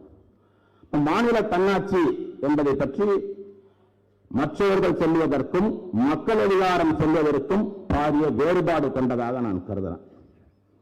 குறிப்பாக நாம் சொல்கின்ற மாநில தன்னாட்சி என்பது ஏற்கனவே இருக்கின்ற பல கட்சிகள் சொல்கின்ற மாநில சுயாட்சியோடு வேறுபட்டது. நான் சொல்ற மாநில தன்னாட்சி, மக்கள் அதிகாரம் சொல்கின்ற மாநில தன்னாட்சி என்பது மாநிலங்களுக்கு அரசியல் அதிகாரத்தை கோருவது. 1935 அரசியல் சட்டத்தில் ஒன்றிய பட்டியல், மாநில பட்டியல், ஒத்திசை பட்டியல் இருந்துச்சு.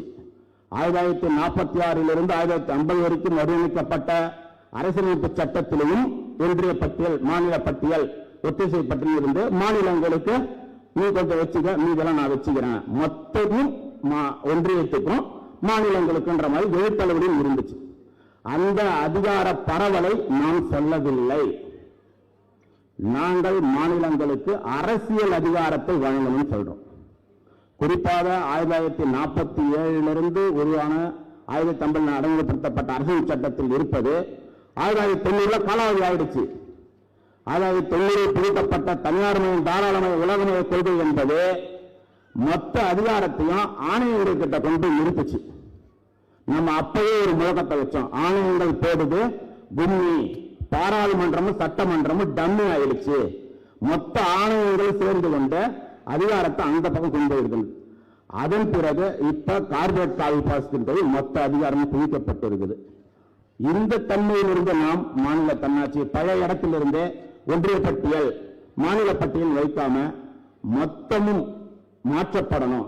ஏற்கனவே சொன்ன மாதிரி அது மாற்றப்படணும்னா அரசியலமைப்பு சட்டம் முற்றிலும் தூக்கி எறியப்பட்டு புதிய அரசியலமைப்பு சட்டம் கொண்டு வரப்படணும். ஏன்னா இந்திய அரசியல் சட்டம் என்பது ஒற்றையாட்சி தன்மை கொண்டதுதான். ஏற்கனவே காஷ்மீர்ல சில அதிகாரங்கள் கொடுக்கப்பட்டு இருந்துச்சு.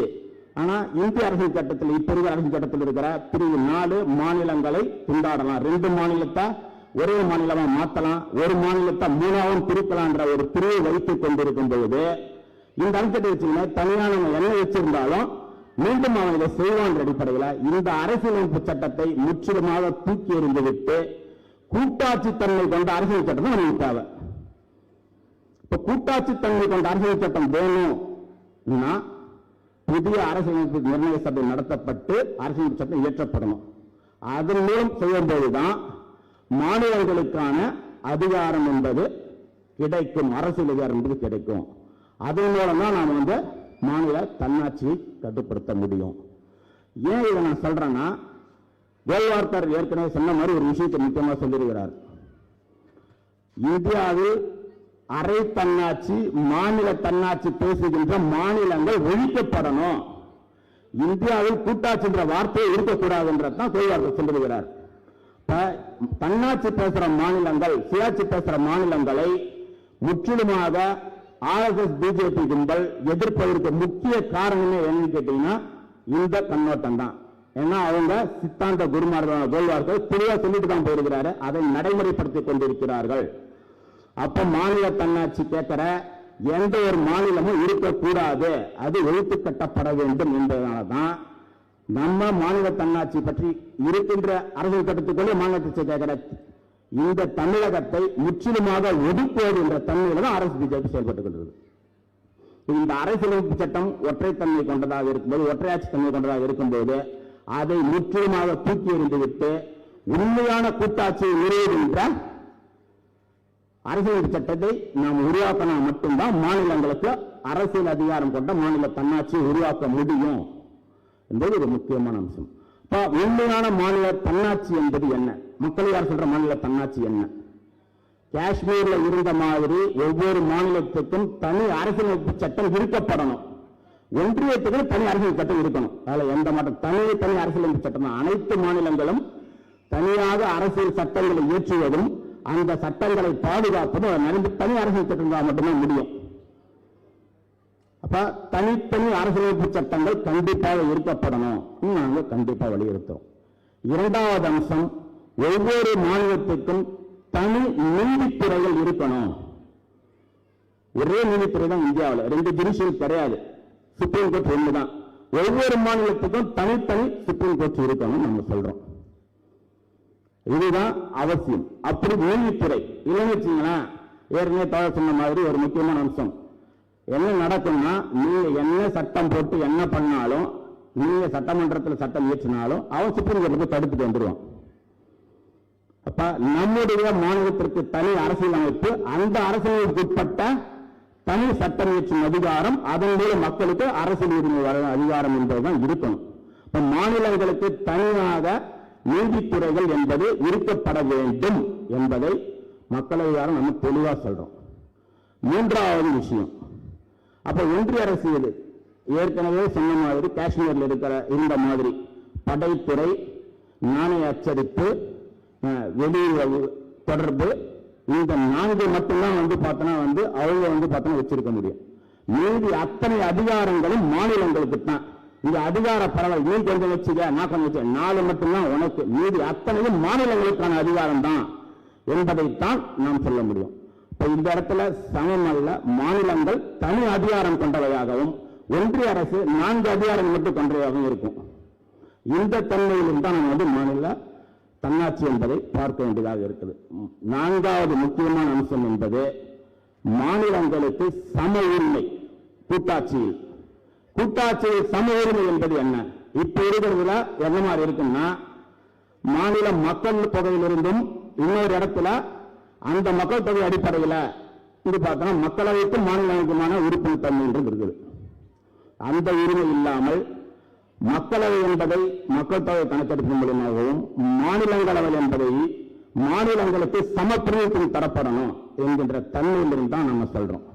மாநிலங்களில் மொத்தம் இருக்கிற இந்தியாவில் இருக்கிற மாநிலங்கள் ஒவ்வொரு மாநிலத்துக்கும் 5, 10 தீர்மானிக்கப்பட்டு அத்தனைக்கும் சமமாக்கப்படணும்.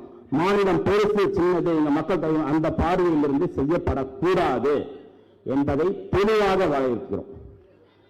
அதன் பிறகு ஒன்றிய ஆட்சி பதவிகள் என்பது இருக்கவே கூடாது நம்ம சொல்றோம்.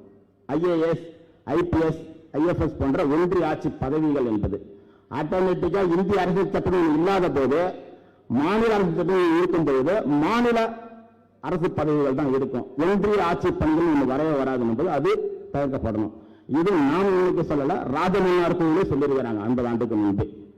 இப்படி ஒன்றிய ஆட்சி பணி மூலமாக இரட்டை அதிகாரத்தை திணிக்கிறாங்க, அது சரியல்ல என்று ராஜமன்னார் கூட பேச. அப்ப அந்த தன்மையிலிருந்தும் நாம் IAS IPS போன்ற ஆட்சி பணிகள் ஒழிக்கப்பட வேண்டும் சொல்றோம்.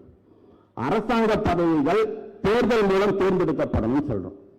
அரசாங்க பதவிகள் தேர்தல் ஒவ்வொரு அதிகாரியும் மக்கள் முன்னிலையில் நிறுத்தி தேர்தல் என்பது அல்ல, மக்களால் தேர்ந்தெடுக்கப்படும் பிரதிகள் மூலமாக தேர்வு செய்யப்படுகின்றது. இது அமெரிக்காவில் நடைமுறையில் இருக்கின்ற முறைகள் தான், நம்ம புதுசா ஒன்றும் சொல்லல.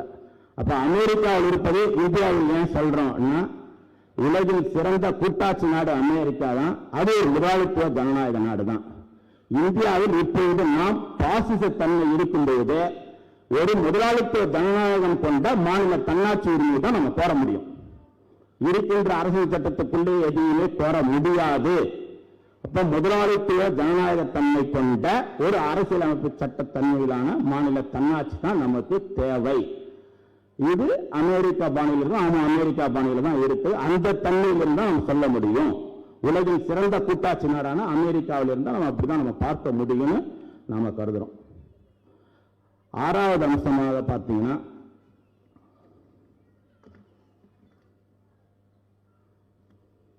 கூட்டாட்சிக்கான அரசியலமைப்பு சட்டத்தை திருத்துவதற்கான அதிகாரம். தோழர் பேசும்போது கூட சொன்னாரு, 543 மொத்த தென் தமிழகத்திலே இருந்தா கூட மாற்றுவதற்கான அதிகாரம் இல்லாத அளவுக்கு தான் கூட்டாட்சி அரசியல் சட்டத்தை எழுதி வச்சிருக்கிறான். அப்ப அரசியல் சட்டத்தில் திருத்தமே பண்ண முடியாது. அப்படிதான் 104 முறை திருத்தம் பண்ணியிருக்கிறான் என்பது இருந்தாலும், உலகில் பெரிய அரசியல் சட்டம் கொண்ட நாடு எதுன்னு கேட்டால் இந்தியா தான். கிட்டத்தட்ட 400 பக்கங்கள் இருக்குது, ஏகப்பட்ட அட்டங்கள் இருக்குது. வெறும் 80 பக்கம் கொண்ட அமெரிக்க அரசியல் சட்டம் திருத்தப்பட்டது 21 முறை தான். வெறும் 30 பக்கம் கொண்ட சீன அரசியல் சட்டம் திருத்தப்பட்டது 12 முறை தான். ஆனா பெரிய அரசியல் சட்டம் கொண்ட இந்தியா 104 முறைக்கு மேல திருத்திருக்கிறாங்க. ஆனா திருத்தப்பட்டாலும் மக்களுக்காக திருத்தப்பட்டதான்னு கேட்டா இல்லவே இல்லை. அது திருத்தப்பட்டது முழுக்க கார்பரேட்டுகளுக்கும் காவி நலன்களுக்கும் மட்டும்தான். வேற யாருக்காக மக்கள் நலனை திருத்தினான்னு சொன்னா ஏமாற்றான். அவன் இன்னைக்கு எல்லாத்தையும் பண்ணிக்கிறது முழுக்க கார்பரேட் காவி நலன்கள் தான். இந்த தண்ணீர் அவன் திருத்தப்பட்டது இத்தனை வரை திருத்தப்பட்டது. அதனாலதான் சந்தைக்காக அவன் திருப்பி இருக்கிறான் எல்லாத்தையும். அதிகாரத்தை முழுவதும் கார்பரேட்டுக்காக பார்த்தா குவிச்சின்னு இருக்கிறான் என்பதுதான்.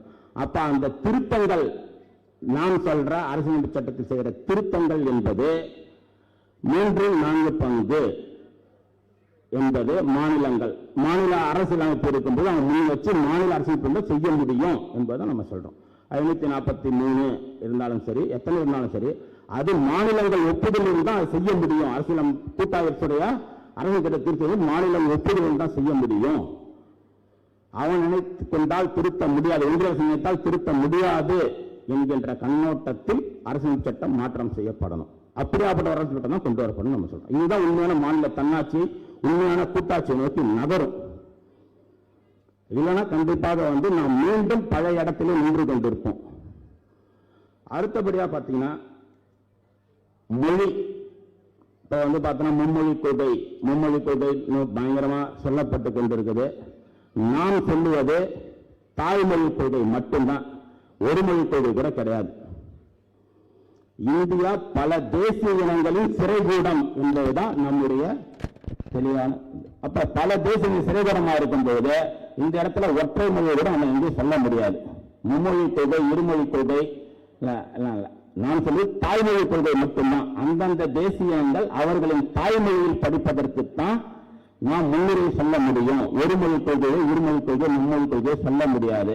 அப்ப அந்தந்த தேசியங்களை ஒரு தாய்மொழியில் படிப்பதற்கும் அலுவலக மொழியாக, அது ஒரு வணிக மொழியாகவும் தேவையின் அடிப்படையில் ஆங்கிலத்தையும், மற்ற மொழி என்பது அந்தந்த நபர்களின் தனிப்பட்ட உரிமையிலிருந்து செய்வது என்பதுதான் இருக்குமே கண்டு நாம் எதையும் அங்கிருந்து திணிக்க கூடாது என்கின்ற தன்மையிலான மாநில தன்னாட்சி.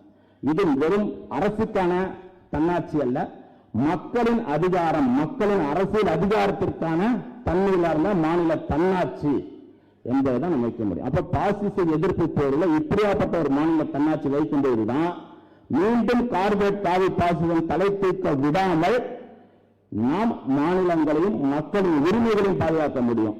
இல்ல நாம் இந்த அரசியல் சட்டத்தை மாற்றாம, நான் சொல்ற தன்மையிலான ஒரு கூட்டாட்சி முறையில் ஒரு உருவாக்காம, மாநில தன்னாட்சி இன்னொரு நாளைக்கு உருவாக்காம இருந்தோம்னா வேறு ஒரு அரசு, இப்ப காங்கிரஸ் வந்துட்டாலோ இல்ல திமுக யார் வந்தாலும் சரி, இதே தன்மையிலிருந்து அரசியலமைப்பு சட்டம் இதே தன்மை இருக்கின்றது, எந்த மாற்றமும் ஏற்படாது. மீண்டும் மீண்டும் போராட்டத்தை மட்டுமே நோக்கி நகர முடியும் என்பதுதான் இருக்கும். ஒவ்வொரு முறையும் நாம் போராடி கொண்டே இருப்பதோடு ஒரு இறுதியான போரை நோக்கி நகர்த்தணும். இந்த பாசிச எதிர்ப்பு போர் என்பது மாநில தன்னாட்சிக்கான போராக மொத்த தமிழகமும் மாற்ற வேண்டிய இடத்தில் நம்ம இருக்கிறோம். ஒவ்வொரு கிராமமும் ஒவ்வொரு வீடு வீடாக சென்று இந்த விஷயத்தை சொல்லி மாநில தன்னாட்சிக்கான போரை நாம் தமிழகத்திலிருந்து தொடங்க வேண்டிய அவசியத்தில் இருக்கிறோம் என்பதுதான் முக்கியமான சட்டம். மாநில தன்னாட்சிக்கான போரை நம்ம முன்னெடுக்க வேண்டிய இடத்தில் இருக்கிறோம். இது மக்களுக்கான அதிகாரம், மக்களுக்கான அரசியல் உரிமை என்ற அடிப்படையில் மாநில தன்னாட்சிக்கான போரை தமிழகத்திலிருந்து தொடங்கும் என்று சொல்லி முடித்துக் கொள்கிறேன்.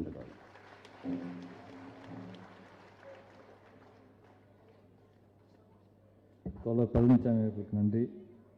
அடுத்ததாக ஆரம்ப கல்வி முதல் ஆராய்ச்சி கல்வி வரை அனைத்து அதிகாரங்களும் மாநிலங்களுக்கு என்ற தலைப்பில் பேராசிரியர் கருணானந்தன் அவர்களை உரையாற்ற அழைக்கிறேன்.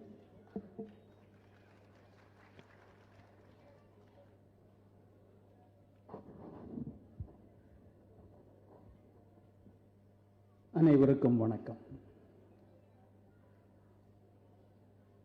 மிக ஆழமான உரைகள் இங்கே உங்கள் முன்னால் வைக்கப்பட்டன. கல்வி தொடர்பான ஒரு தலைப்பு எனக்கு தரப்பட்டிருக்கிறது. அதற்கு முன்னால் ஒரு சில தரவுகளை உங்களுடன் பங்கிட விரும்புகின்றோம். நம்மை பொறுத்தவரையில் நமக்கு எழுதப்பட்ட அரசியல் அமைப்பு என்பது பிரிட்டிஷ் காலனி ஆதிக்க காலத்தில் தான் வந்தது. அதற்கு முன்னால் நமது அரசியல் அமைப்பு என்பது எழுதப்படவில்லை. மன்னராட்சி முறை, முடியாட்சி முறை. மற்றொரு தகவல், பிரிட்டிஷாருக்கு ஏகப்பட்ட காலனிகள் உண்டு. சூரியன் அஸ்தமதிக்காத ஒரு பேரரசு என்று அவர்கள் சொல்லிக்கொள்ள வேண்டார்கள். எல்லா கண்டங்களிலும் அவரது காலனிகள் இருந்தன. ஆனால் அந்த டீகாலனைசேஷன் சொல்லப்படுகின்ற அந்த காலனி ஆதிக்கத்திலிருந்து மீட்பு என்கின்ற போது அமெரிக்கன் வார் ஆஃப் இண்டிபெண்டன்ஸ் என்ற ஒன்றை நாம் கேள்விப்படுகின்றோம். அமெரிக்காவில் போரிட்டு அவர்கள் சுதந்திரம் பெற்றார்கள். அதற்கு பிறகு பல நாடுகள் ஆங்கில ஆதிக்கத்திலிருந்து சுயாட்சி பெற்றன, போர் இல்லாமலேயே. அவ்வாறு பெற்ற நாடுகள் பெரும்பாலும் வெள்ளையர்கள் அதிகமாக வாழ்ந்த பகுதி. இந்திய சுதந்திரமும் ஏறக்குறைய அவர்கள் விருப்பத்தின் அடிப்படையில் நமக்கு தரப்பட்ட ஒன்று. 1917ஆம் ஆண்டு இந்த முதல் உலகப் போர் முடிகின்ற தருவாயில் அன்றைய பிரிட்டிஷ் அரசாங்கம் ஒரு அறிக்கையை வெளியிட்டது. ஆகஸ்ட் கொடை என்று பெயர், ஆகஸ்ட் ஆஃபர், ஆகஸ்ட் டிக்ளரேஷன். அந்த ஆகஸ்ட் அறிக்கையில் அவர்கள் சொன்னார்கள், இந்தியாவிற்கு படிப்படியாக சுயாட்சி வழங்கப்படும். படிப்படியாக சுயாட்சி நிறுவனங்கள் எண்ணிக்கை கூட்டப்படும், இந்தியர்கள் அதில் அமர்த்தப்படுவார்கள், உரிய பயிற்சி பெற்ற பிறகு அவருக்கு டொமினியன் அந்தஸ்து வழங்கப்படும் என்ற 3 கட்டங்களை அறிவித்தார்கள். முதற்கட்டத்தின் அடிப்படையில் இந்தியாவில் முதலாக ஒரு கவர்மெண்ட் ஆஃப் இந்தியா ஆக்ட், அரசாங்கத்தின் பொறுப்புகளை நிர்ணயித்து வழங்கப்பட்டது. அந்த சட்டம் இந்தியாவை ஒற்றை நாடாக அறிவிக்கவில்லை. பிரசிடென்சிஸ் என்று சொல்லப்படுகின்ற மாகாணங்களும் டெல்லி ஏனென்றால் 12ஆம் ஆண்டுக்கு பிறகு டெல்லிக்கு அது மாற்றப்பட்டது. அதுவரையில் வங்காளத்தில் இந்த அரசின் தலைமையகம் இருந்தது. அதனால் சுதந்திர போராட்டத்தில் பயன்படுத்தப்பட்ட வார்த்தைகள் பெரும்பாலும் வங்க மொழியில் இருந்தன, வந்தே மாதரம் உட்பட. இந்த ஆட்சியின் போது, இரட்டை ஆட்சியின் போது முதன்முறையாக மாநில அரசில் 2 அதிகார நிர்வாக அமைப்புகள் ஏற்படுத்தப்பட்டன. கவர்னர் தலைமையில் பல துறைகள் அவர்களது செயலர்களால் நிர்வகிக்கப்படும். சில துறைகள் தேர்ந்தெடுக்கப்பட்ட உறுப்பினர்களிலிருந்து ஒரு சிலர் அமைச்சர்களாக்கப்பட்டு அவர்களுக்கு அந்த பொறுப்பு தரப்படும். அப்படி தரப்பட்ட அந்த முதலாவது அதிகார பங்கீட்டில் கல்வி, இந்த உடல்நலம் சார்ந்த சுகாதார பிரச்சனைகள் அனைத்துமே, வேளாண்மை அனைத்துமே மாநில அமைச்சர்களுக்கு தரப்பட்டது. வெள்ளையன் காலத்தில் அவன் கொண்டு வந்த முதல் சட்டத்தில் ஒரு இந்தியா என்பது ஒற்றை நாடு அல்ல என்பதை ஏற்றுக்கொண்டும் இந்தியர்களுக்கு முதல் தடவையாக அரசியல் பயிற்சி என்ற முறையில் அமைச்சகம் தரப்பட்ட பொழுதும் சில துறைகளை தேர்ந்தெடுக்கப்பட்ட அமைச்சர்களுக்கு தந்தார்கள். அடுத்த கட்டம் 1935ஆம் ஆண்டு சட்டம். மாநில இரட்டை ஆட்சியிலிருந்து மாநில சுயாட்சி என்ற சொல்லை அவர்கள் மாற்றினார்கள். ஸ்டேட்ஸ் ஆட்டானமி என்ற வார்த்தை முதல் முறை அப்படிதான் பயன்படுத்தப்படுகிறது. அதில் தான் இந்த துறைகள் பிரிக்கப்பட்டு தரப்பட்டன. மாநிலங்களில் உள்ள அந்த அமைச்சர்களுக்கு நேரடியாக முழுமையாக சில பொறுப்புகள், மற்றவையெல்லாம் மையத்தில் உள்ளவர்களுக்கு என்று தரப்பட்டன. இந்த அரசியலமைப்பின் அடிப்படையில் நடந்த தேர்தலில் காங்கிரஸ் கட்சி பல மாநிலங்களில் வெற்றி பெற்றாலும் நாங்கள் ஆட்சி அமைக்க மாட்டோம் என்று முரண்டு போய் செய்தார்கள். செய்வதற்கு சொல்லப்பட்ட ஒரு காரணம், சென்னை மாகாணத்திலே ஒரு ஆண்டு காங்கிரஸ்காரங்க ஆட்சி அமைக்கல. அப்பொழுது அவர்கள் எழுப்பிய பிரச்சனை கவர்னர் பிரச்சனை. மாநிலங்களில் கவர்னர்கள் அவர்களது டிஸ்கிரிஷனரி பவர், அவர்களது தனிப்பட்ட அதிகாரம், இவற்றை பயன்படுத்தி எங்கள் செயலை முடக்கி விடுவார்கள். எங்களுக்கு அதிகாரம் தரப்பட்டாலும் அது நடைமுறை இருக்காது. ஆகவே இதை நாங்கள் ஏற்றுக்கொள்ள முடியாது. கவர்னர் இல்லாத மாநில சுயாட்சியை அன்று காங்கிரஸ் கேட்டது. இறுதியில் கவர்னர் தனது அதிகாரத்தை தவறாக பயன்படுத்த மாட்டார் என்ற உத்தரவாதம் பெற்ற பிறகு 1939ஆம் ஆண்டு அவர்கள் அமைச்சரவை அமைக்க ஒப்புக்கொண்டார்கள். இரண்டாவது உலகப் போருக்கு பிறகு ஆட்சி மாற்றம் உறுதியாகிவிட்டது. ஆனால் பாகிஸ்தான் கோரிக்கையும் வலுப்பெற்றது. என்னை பொறுத்தவரையில் ஜின்னா செய்த ஒரு பெரும் தவறு. முழுமையான மாநில சுயாட்சிக்கு அவர் குரல் கொடுத்து போராடி இருந்தால் இந்தியாவில் உள்ள மாநிலங்களில் 1/3 இஸ்லாமிய பெரும்பான்மையான மாநிலங்களாக மாறியிருக்கும். அதிகார குவிப்பு மிகுந்த ஒரு மத்திய அரசை அவர் தவிர்த்திருக்க முடியும். மாறாக அவர் 3-4 இஸ்லாமிய பெரும்பான்மை மாகாணங்களுக்காக ஒரு தேசத்தை கேட்டார்.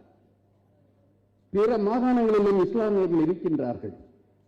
அவர்களை தேச துரோகிகள் என்று இங்கு உள்ள காவிகள் சொல்வதற்கு வழிவகுத்து விட்டார்.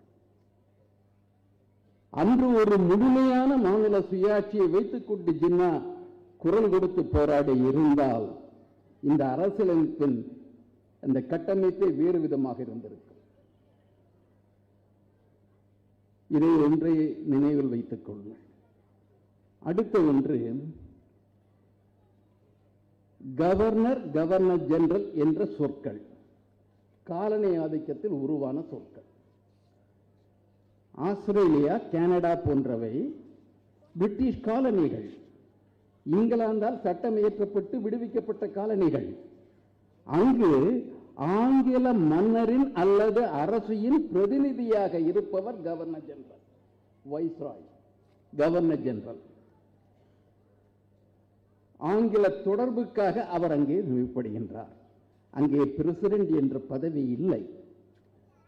கனடா, ஆஸ்திரேலியா போன்ற பல இடங்களில் தான் இருந்தது. அரசியலமைப்பு விவாதத்தின் போது காங்கிரஸில் இருந்த இடதுசாரிகள் அதை ஏற்க மறுத்தார்கள். கவர்னர் ஜெனரல் என்பதை நாங்கள் ஏற்றுக்கொள்ள முடியாது என்று சொன்னார்கள். டொமினியன் என்பதை ஏற்றுக்கொள்ள முடியாது என்று சொன்னார்கள். ரிபப்ளிக் என்று வர வேண்டும் என்று சொன்னார்கள். ரிபப்ளிக் என்று வந்துவிட்டால் மக்களால் தேர்ந்தெடுக்கப்பட்ட ஒருவர் தலைமையில் இருப்பார். காமன்வெல்த்தில் உறுப்பினராக தொடர வேண்டும் என்றால் கவர்னர் ஜெனரலாக இருக்க வேண்டும் என்ற நிலை அன்று இருந்தது. நேருவின் கடும் முயற்சியால், வற்புறுத்துதலால் காமன்வெல்த்தின் சட்டத்திட்டங்கள் மாற்றப்பட்டு இங்கிலாந்தின் அரசு அல்லது அரசர், காமன்வெல்த்தின் அரசர் அரசி என்ற நிலைமையை விட்டுவிட்டு காமன்வெல்த்தின் தலைவர் என்ற நிலைமைக்கு மாற்றப்பட்டு இங்கே வைஸ்ராய்கள் அல்லாத சுதந்திர குடியரசு நாடுகளும், விடுதலை பெற்ற குடியரசு நாடுகளும் காமன்வெல்த்தில் இருக்க முடியும் என்பதாக அது அவ்வாறு முடிவு செய்யப்பட்டது. நமது அரசியல் சட்டத்தில் கவர்னர் ஜெனரலை ஒழித்து விட்டோம். கவர்னரை ஏன் ஒழிக்கவில்லை? கவர்னர் ஜெனரல் காலனி ஆதிக்க சின்னம். அந்த ஒரு பதவியை, அந்த ஒரு அதிகார பெயரை மாற்ற வேண்டும் என்று வாதாடியவர்கள் கவர்னர் என்பதையும், அதுவும் காலனி ஆதிக்கத்தின் எச்சம் தானே, அதையும் மாற்றி இருக்க வேண்டும் அல்லவா? ஏன் மாற்றவில்லை? இந்த கவர்னர்கள் அதிகார குவிப்பின் ஆயுதங்களாக இருக்க வேண்டும் என்பதற்காகவே அவ்வாறு செய்யப்பட்டார்கள். கவர்னர் என்றால் தேர்தல் மூலம் வராத ஒருவர் என்று பொருள். கவர்னர் ஜெனரல் இல்லை. ஒன்றிய அரசு அதற்கு மேல் ஒரு கட்டமைப்பு இல்லை என்ற நிலையில் செயல்பட முடியும். கவர்னர் இருக்கும் பொழுது மாநில அரசுகள் அவ்வாறு செயல்பட முடியாது. கவர்னர் என்ற அந்த ஒரு பதவியை ஏற்றுக்கொண்டதுவே ஒரு பெரும் பிழையாக நாம் கருதுகின்றோம். அந்த கவர்னர் வேந்தராவது எப்படி? வேந்தர் என்ற சொல்லே குடியாட்சி முறைக்கு ஏற்றதா? எவ்வாறு வேந்தராகின்றார்? இங்கிலாந்தில் சான்சலர் ஆஃப் எக்ஸ்செக்கர், நிதி அமைச்சருக்கு சான்சலர் ஆஃப் எக்ஸ்செக்கர் என்று சொல்லுவார். சான்சலர்னா ஒரு அதிகாரி, நியமன அதிகாரி. இந்த அது மன்னராட்சியில் வர்றது. இங்க வேந்தரா கொண்டு வந்தது நமது நீதியரசர் பரந்தாமன் சொன்னதை போல, வேந்தர் என்பது மக்களாட்சி மாண்புக்கு ஒத்து வராத ஒரு அதிகார மையம். சட்டத்தால் உருவாக்கப்படவில்லை, மாநில சட்டங்களால் கவர்னர்கள் வேந்தர்களாக்கப்பட்டார்கள். எந்த ஐஐடிக்கும் வேந்தர் கிடையாது. ஆனா மாநில பல்கலைக்கழகத்துக்கு அவர் வேந்தர். நம்மவர்கள் சுதந்திரம் பெற்ற பிறகு முதல் ஆட்சிக்கு வந்தவர்கள் யார் என்று நமக்கு தெரியும். இதுல ஒரு விஷயம் வச்சுங்க, இதில் ஆண்டவர்கள், ஆட்சி செய்தவர்கள் பாஜகவினரா காங்கிரஸா என்பது பிரச்சனை அல்ல. உண்மையாக அவர்களை ஆட்டுவிப்பவர்கள் என்பதுதான் நமது சமூக பிரச்சனை. இந்த போராட்டம் முதலாளித்துவம் தொழில் புரட்சியோடு துவங்குகிறது. முதலாளித்துவத்தின் ஒரு நீட்சியாக கோஆபரேட்டிசம் வருகிறது. ஆனால் இந்தியாவில் போராட்டம் என்பது முதலாளித்துவம் வருவதற்கு முன்னரே துவங்கிவிட்டது. குவிப்பு என்பது அதன் அடிப்படை. அதிகார குவிப்பு என்றால் அதிகார மறுப்பு, உரிமை மறுப்பு பலருக்கு என்பது பொருள். யாருக்கு மறுக்கப்படுகிறது? வெகு மக்களுக்கு மறுக்கப்படுகிறது. யாரிடம் அதிகாரம் குவிக்கப்படுகிறது?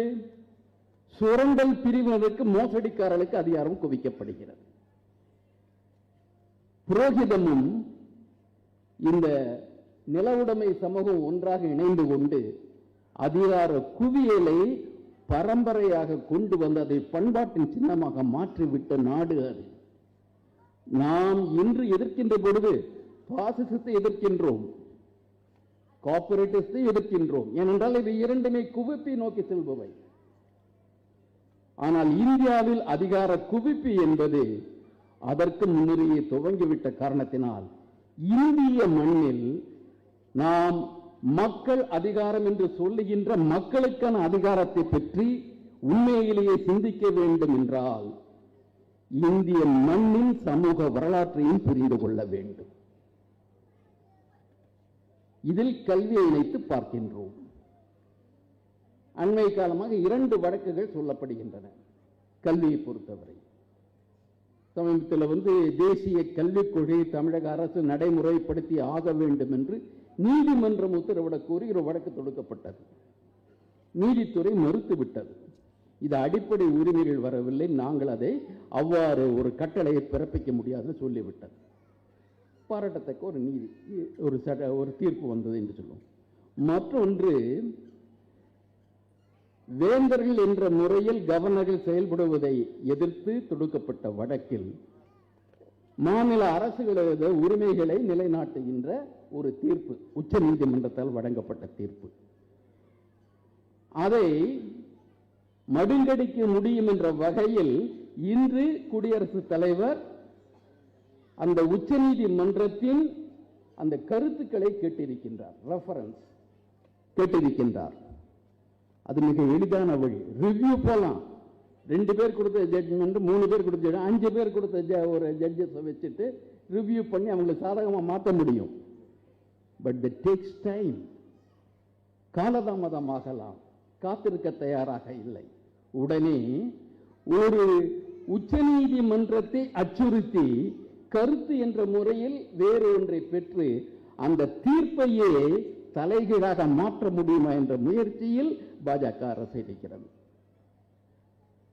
ஏன் இதை பற்றி அதிகார மையங்கள் அக்கறைப்படுகின்றன என்பதை புரிந்து கொள்ள வேண்டும். கல்வி சார்ந்த ஒன்று, கல்வி சார்ந்த ஒன்றில் இவ்வளவு தீவிரத்தை ஏன் ஒன்றிய அரசு காண்பிக்க வேண்டும்? அறிவார்ந்த தோழர்களே, ஒன்றை புரிந்து கொள்ளுங்கள். கல்வி என்பது மறுக்கப்பட்டதால் நீங்கள் சுரண்டப்பட்டீர்கள். இதுவரையில் கல்வி மறுப்பு என்பது சுரண்டலின் ஒரு பகுதியாக இருந்தது, சமூக அநீதியின் ஒரு பகுதியாக இருந்தது. கற்பதற்கு உரிமை இல்லை, ஆகவே நீங்கள் அதிகாரங்களில் பங்கு கேட்க முடியாது, எந்த ஒரு பணியிலும் உங்களுக்கு இடமில்லை, கோவிலும் திறக்காது, அரசனின் அரண்மனையும் உங்களுக்காக திறக்காது. உயர்கல்வி என்று அவர்கள் சொல்லுவது வேத கல்வி. அந்த வேத கல்வியை பயின்றவர்களுக்கான அனைத்து உரிமையும் என்று சொல்லப்பட்ட நிலை, அந்த வேத கல்வி பிறருக்கு இல்லை என்று சொல்லப்படுவதால் வலியுறுத்தப்பட்டது. ஒரு மொழியை கூட மனித மொழியல்ல தேவ மொழி என்று கூறி அந்த தேவ மொழியை சுரண்டல் கருவியாக பயன்படுத்தினார்கள். அதை படிப்பதற்கும் தடையாக இருந்தார்கள். கல்வி மறுப்பின் மூலமாக சமூக அநீதியை நிலைநிறுத்தினார்கள். இன்று உலகில் உள்ள சூழலில் கல்வி மறுப்பு என்பதை ஒரு கொள்கையாக கொண்டு வர முடியாத காலத்தில் தேசிய கல்வி என்பதான ஒன்றை வைத்துக் கொண்டு ஒரு பித்தலாட்டம் நடக்கிறது. கல்வி என்பது வியாபாரமாக வணிகமயமாக விட்டது. இன்னைக்கு ஆயுதங்களே வணிகம் தானே, போர் என்பது வணிகத்திற்காக நடப்பது தானே. எதை வணிகம் இல்லாமல் விட்டார்கள்? அனைத்துமே வணிகமாக்கப்பட்ட பொழுது கல்வி வணிகமாக்கப்பட்டது. காசுக்கேற்ற கல்வி என்பது கார்ப்பரேட் சித்தாந்தம். ஆனால் இந்தியாவில் ஜாதிக்கேற்ற கல்வி என்பது இந்து பாசிச சித்தாந்தம். காசுக்கேற்ற கல்வியும் ஜாதிக்கேற்ற கல்வியும் புதிய தேசிய கல்விக் கொள்கையாக நம் முன்னால் வைக்கப்படுகின்றன. அதன் மூலமாக கிடைக்கின்ற வாய்ப்புகள் என்று வருகின்ற பொழுது வர்ணத்திற்கேற்ற வாய்ப்புகள் என்பதும் அதில் அடங்கி இருக்கிறது. நமக்கு எங்கே கல்வி, எங்கே வாய்ப்பு? இந்த ஒரு சூழலில் தான் தேசிய கல்விக் கொள்கையை நாம் ஏன் மறுக்கின்றோம்? சுயாட்சி என்பதோடு மட்டுமல்ல, பண்பாட்டு புரட்சியில் ஒரு பகுதி கல்வி விடுதலைக்கான புரட்சி. அந்த புரட்சியை நொறுக்குவதற்காக கொண்டு வரப்பட்ட சதி திட்டம் என்பது தேசிய கல்விக் கொள்கை. இதை பாஜக முன்னால் அதிகார மையங்கள், பாரம்பரியமாக இருக்கின்ற அதிகார மையங்கள், அவர்கள் பல்வேறு விளக்கங்களை தந்து கல்விக் கொள்கைகளை வகுத்தன. படிப்படியாக கல்வி என்பது மாநிலத்திலிருந்து முற்றுமாக அகற்றப்பட்டு அதிகார மையங்களின் கைகள் வந்துவிட்டது. இன்று தேர்ந்தெடுக்கப்படாத அதிகாரிகள் கல்வியின் சட்டத்திட்டங்களை வகுக்கின்றார்கள், கல்வியை கட்டுப்படுத்துகின்றார்கள். புதிய அரசு பள்ளிகள் கிடையாது, புதிய அரசு கல்லூரிகள் கிடையாது, புதிய அரசு பல்கலைக்கழகங்கள் கிடையாது. ஆனால் அனைத்தையும் பிரம்மாண்டம் பிரம்மாண்டம் என்பதாக மாற்றிக்கொண்டு இந்த கல்வியை சாமானிய மக்களிலிருந்து விலக்கி வைத்துக் கொண்டே வருகின்றார்கள். தேசியம் என்ற பெயரில் கொண்டு வருகின்ற பொழுது அதன் பின்னால் உள்ள சதியை புரிந்து கொள்ள வேண்டும். குவிப்பிற்கு தேசியம் தேவைப்படுகிறது, குவிப்பு தேசியமாக்கப்படுகிறது. அவர்கள் பெறுகின்ற அந்த பண்பாட்டு விடிமையங்கள் மிக முக்கியம். எது கல்வி என்பதை தீர்மானிக்கின்றார்கள், யாருக்கு எப்படிப்பட்ட கல்வி என்பதை தீர்மானிக்கின்றார்கள். திறன் கல்வி என்று சொல்லிக்கொண்டு இலவச உழைப்புக்காகவும் அல்லது மலிவான உழைப்புக்காக உருவாக்கப்படுகின்ற இளைஞர் கூட்டம். அறிவுக்கேற்ற கல்வியாக இது இருக்கவில்லை. ஒரு பகுதி இந்தியன் நாலேஜ் சிஸ்டம், இந்திய அறிவு தளம் என்பதாக ஒன்றை கட்டாய பாடமாக்குகின்றார்கள். அதன்படி பார்த்தால்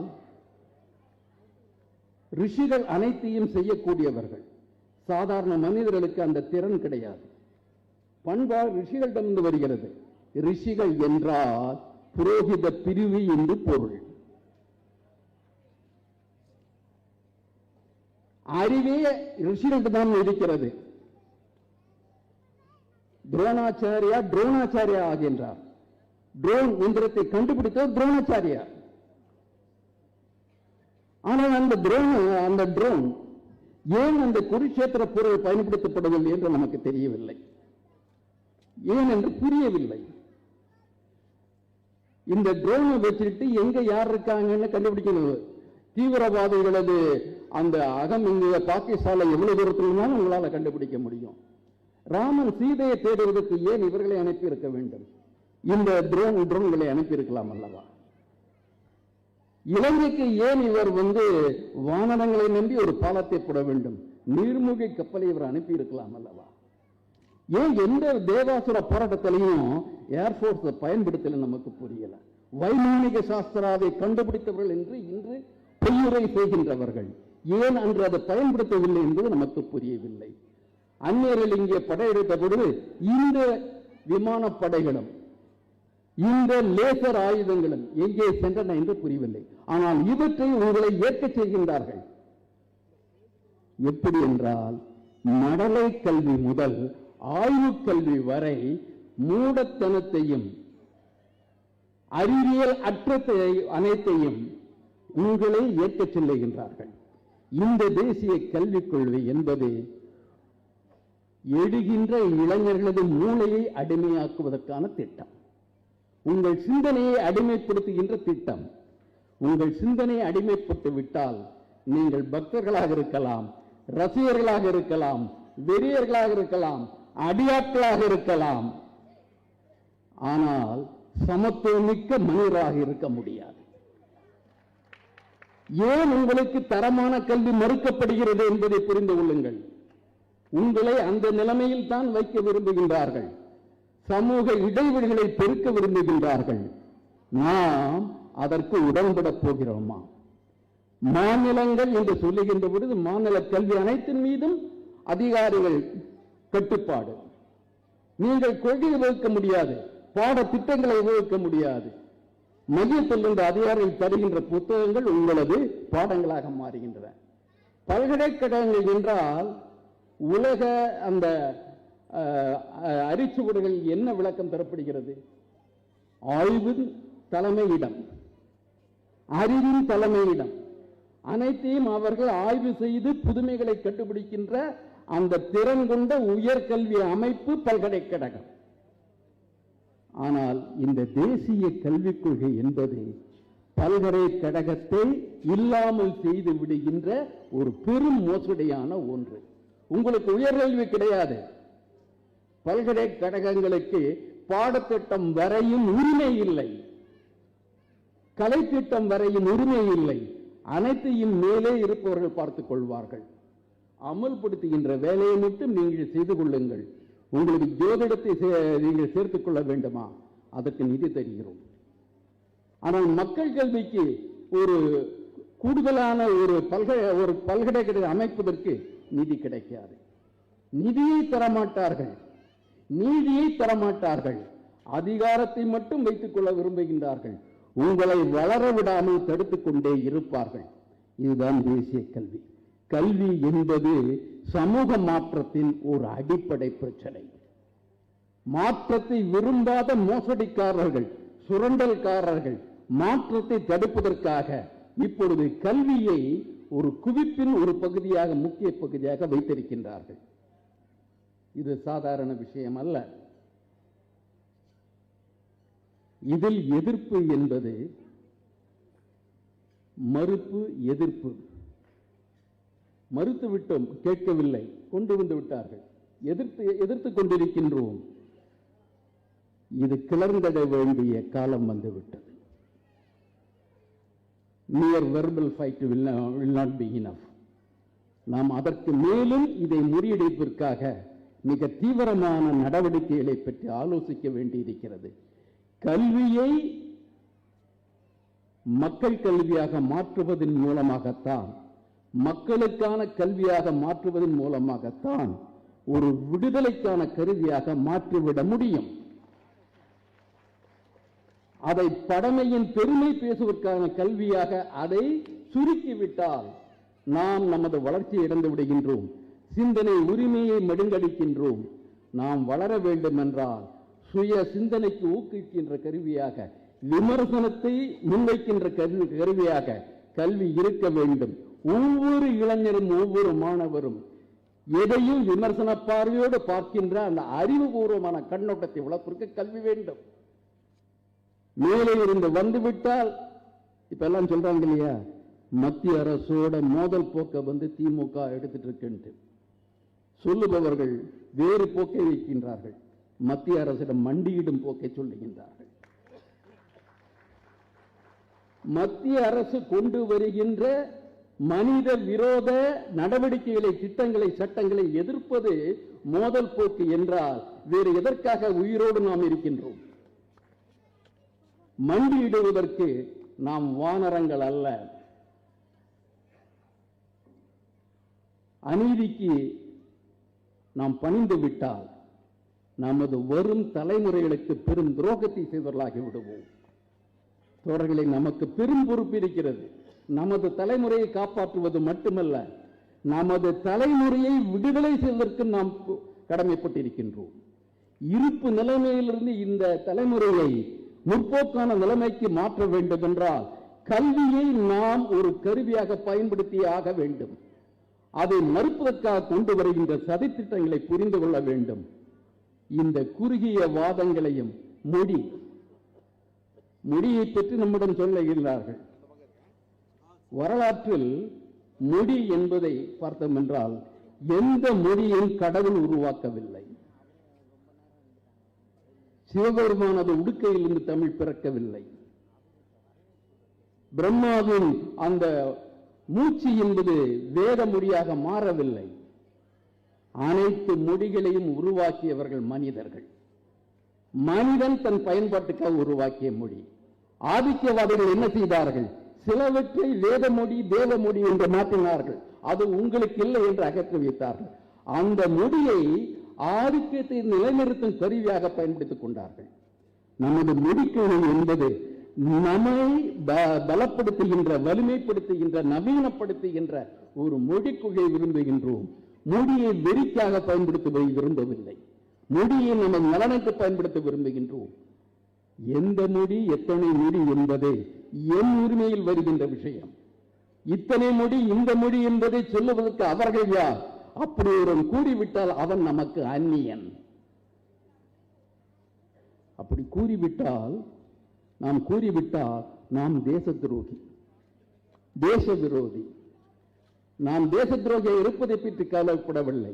ஏனென்றால் பெரியார் வார்த்தையில் சொல்ல போனால் என் மொழி என்பதற்காகவோ என் தேசம் என்பதற்காகவோ எந்த பற்றும் எனக்கு இல்லை. எனக்கு இருப்பதெல்லாம் மனித பற்று என்று அந்த சிந்தனையாளன் சொன்னார் அல்லவா? அதுதான் நமக்கு இருக்கின்ற பற்று, மக்கள் பற்று. மனிதத்தை அப்படித்தான் பார்க்கின்றோம். வெறியூட்டும் கருவியாக எதையும் நாம் ஏற்கவில்லை. மக்களுக்கு பயன்படுகின்ற, அவர்களை உயர்த்துகின்ற கல்விக் கொள்கை, மொழிக் கொள்கையை நாம் வலியுறுத்துகின்றோம். அதை தீர்மானிக்கும் உரிமை மக்களுக்குத்தான் உண்டு, நமக்குத்தான் உண்டு. அதை நிலைநாட்டுவதற்கு, அதை வலியுறுத்துவதற்கு நாம் வருங்காலங்களில் திட்டங்களை வகுப்போம், வெல்லுவோம் என்று கூறி வாய்ப்புக்கு நன்றி கூறி அமைகின்றேன். வணக்கம்.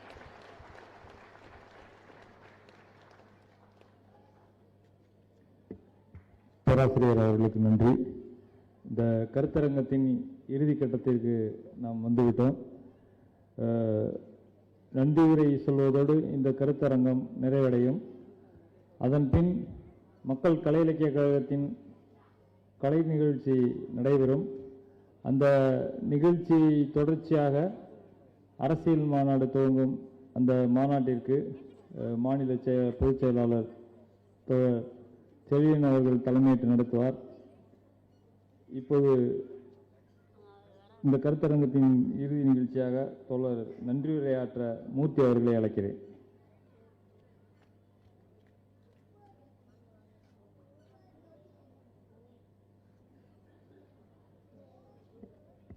அன்பார்ந்த தோழர்களே, இந்த நிகழ்ச்சியில் முதல் அமர்வாக நடைபெற்ற கருத்தரங்கத்திற்கு மிகவும் உற்சாகமான வகையில் இசைத்த பறையிசை கலைஞர்களுக்கும் இந்த நிகழ்வில் தலைமையேற்று நடத்தி கொடுத்த தோழர் மருது அவர்களுக்கும் வரவேற்புரை வழங்கிய தோழர் ஷகிலா அவர்களுக்கும் முன்னிலையாக தோழர் அம்பேத்கர், தோழர் அன்பு, தோழர் லோகநாதன் அவர்களுக்கும் கருத்துரையாக ஆரம்ப கல்வி முதல் ஆராய்ச்சி கல்வி வரை அனைத்து அதிகாரங்களும் மாநிலங்களுக்கே வேண்டும் என்பதை முத்தாய்ப்பாக வழங்கிய மேனாள் பேராசிரியர் தோழர் கருணானந்தன் அவர்களுக்கும் தமிழகத்திலும் மாநில தன்னாட்சி உரிமை முழக்கம் என்பது பற்றி மிகவும் ஆழமாக தமது கருத்துரை வழங்கிய ஆடி செந்தில்நாதன் அவர்களுக்கும் மாநில உரிமைகளை ஒழிக்கும் ஒன்றிய அதிகார குவிப்பு பற்றி நீதி, சட்டம் இதுபோன்ற விவரங்களை மிகவும் ஆழமான முறையில் விளக்கிய மேனாள் உயர்நீதிமன்ற நீதிபதி தோழர் ஹரிபரந்தாமன் அவர்களுக்கும் பாசிச எதிர்ப்பு போரில் ஒட்டுமொத்த மேல்கட்டமைப்பில் இருந்து கீழே கிராமங்கள் தோறும் இந்த எதிர்நிலையை எடுத்து மக்கள் போராட வேண்டும், அது மாநில தன்னாட்சிக்கு வழிவகுக்கும் என்பதை ஆழமாக விளக்கிய தோழர் பழனிசாமி அவர்களுக்கும் இன்னும் இந்த நிகழ்ச்சிக்கு பல்வேறு வகையில் ஒத்துழைப்பு வழங்கிய அனைத்து தரப்புக்கும் நன்றி கூறி இந்த அமர்வை இதோடு முடித்துக் கொள்கிறோம்.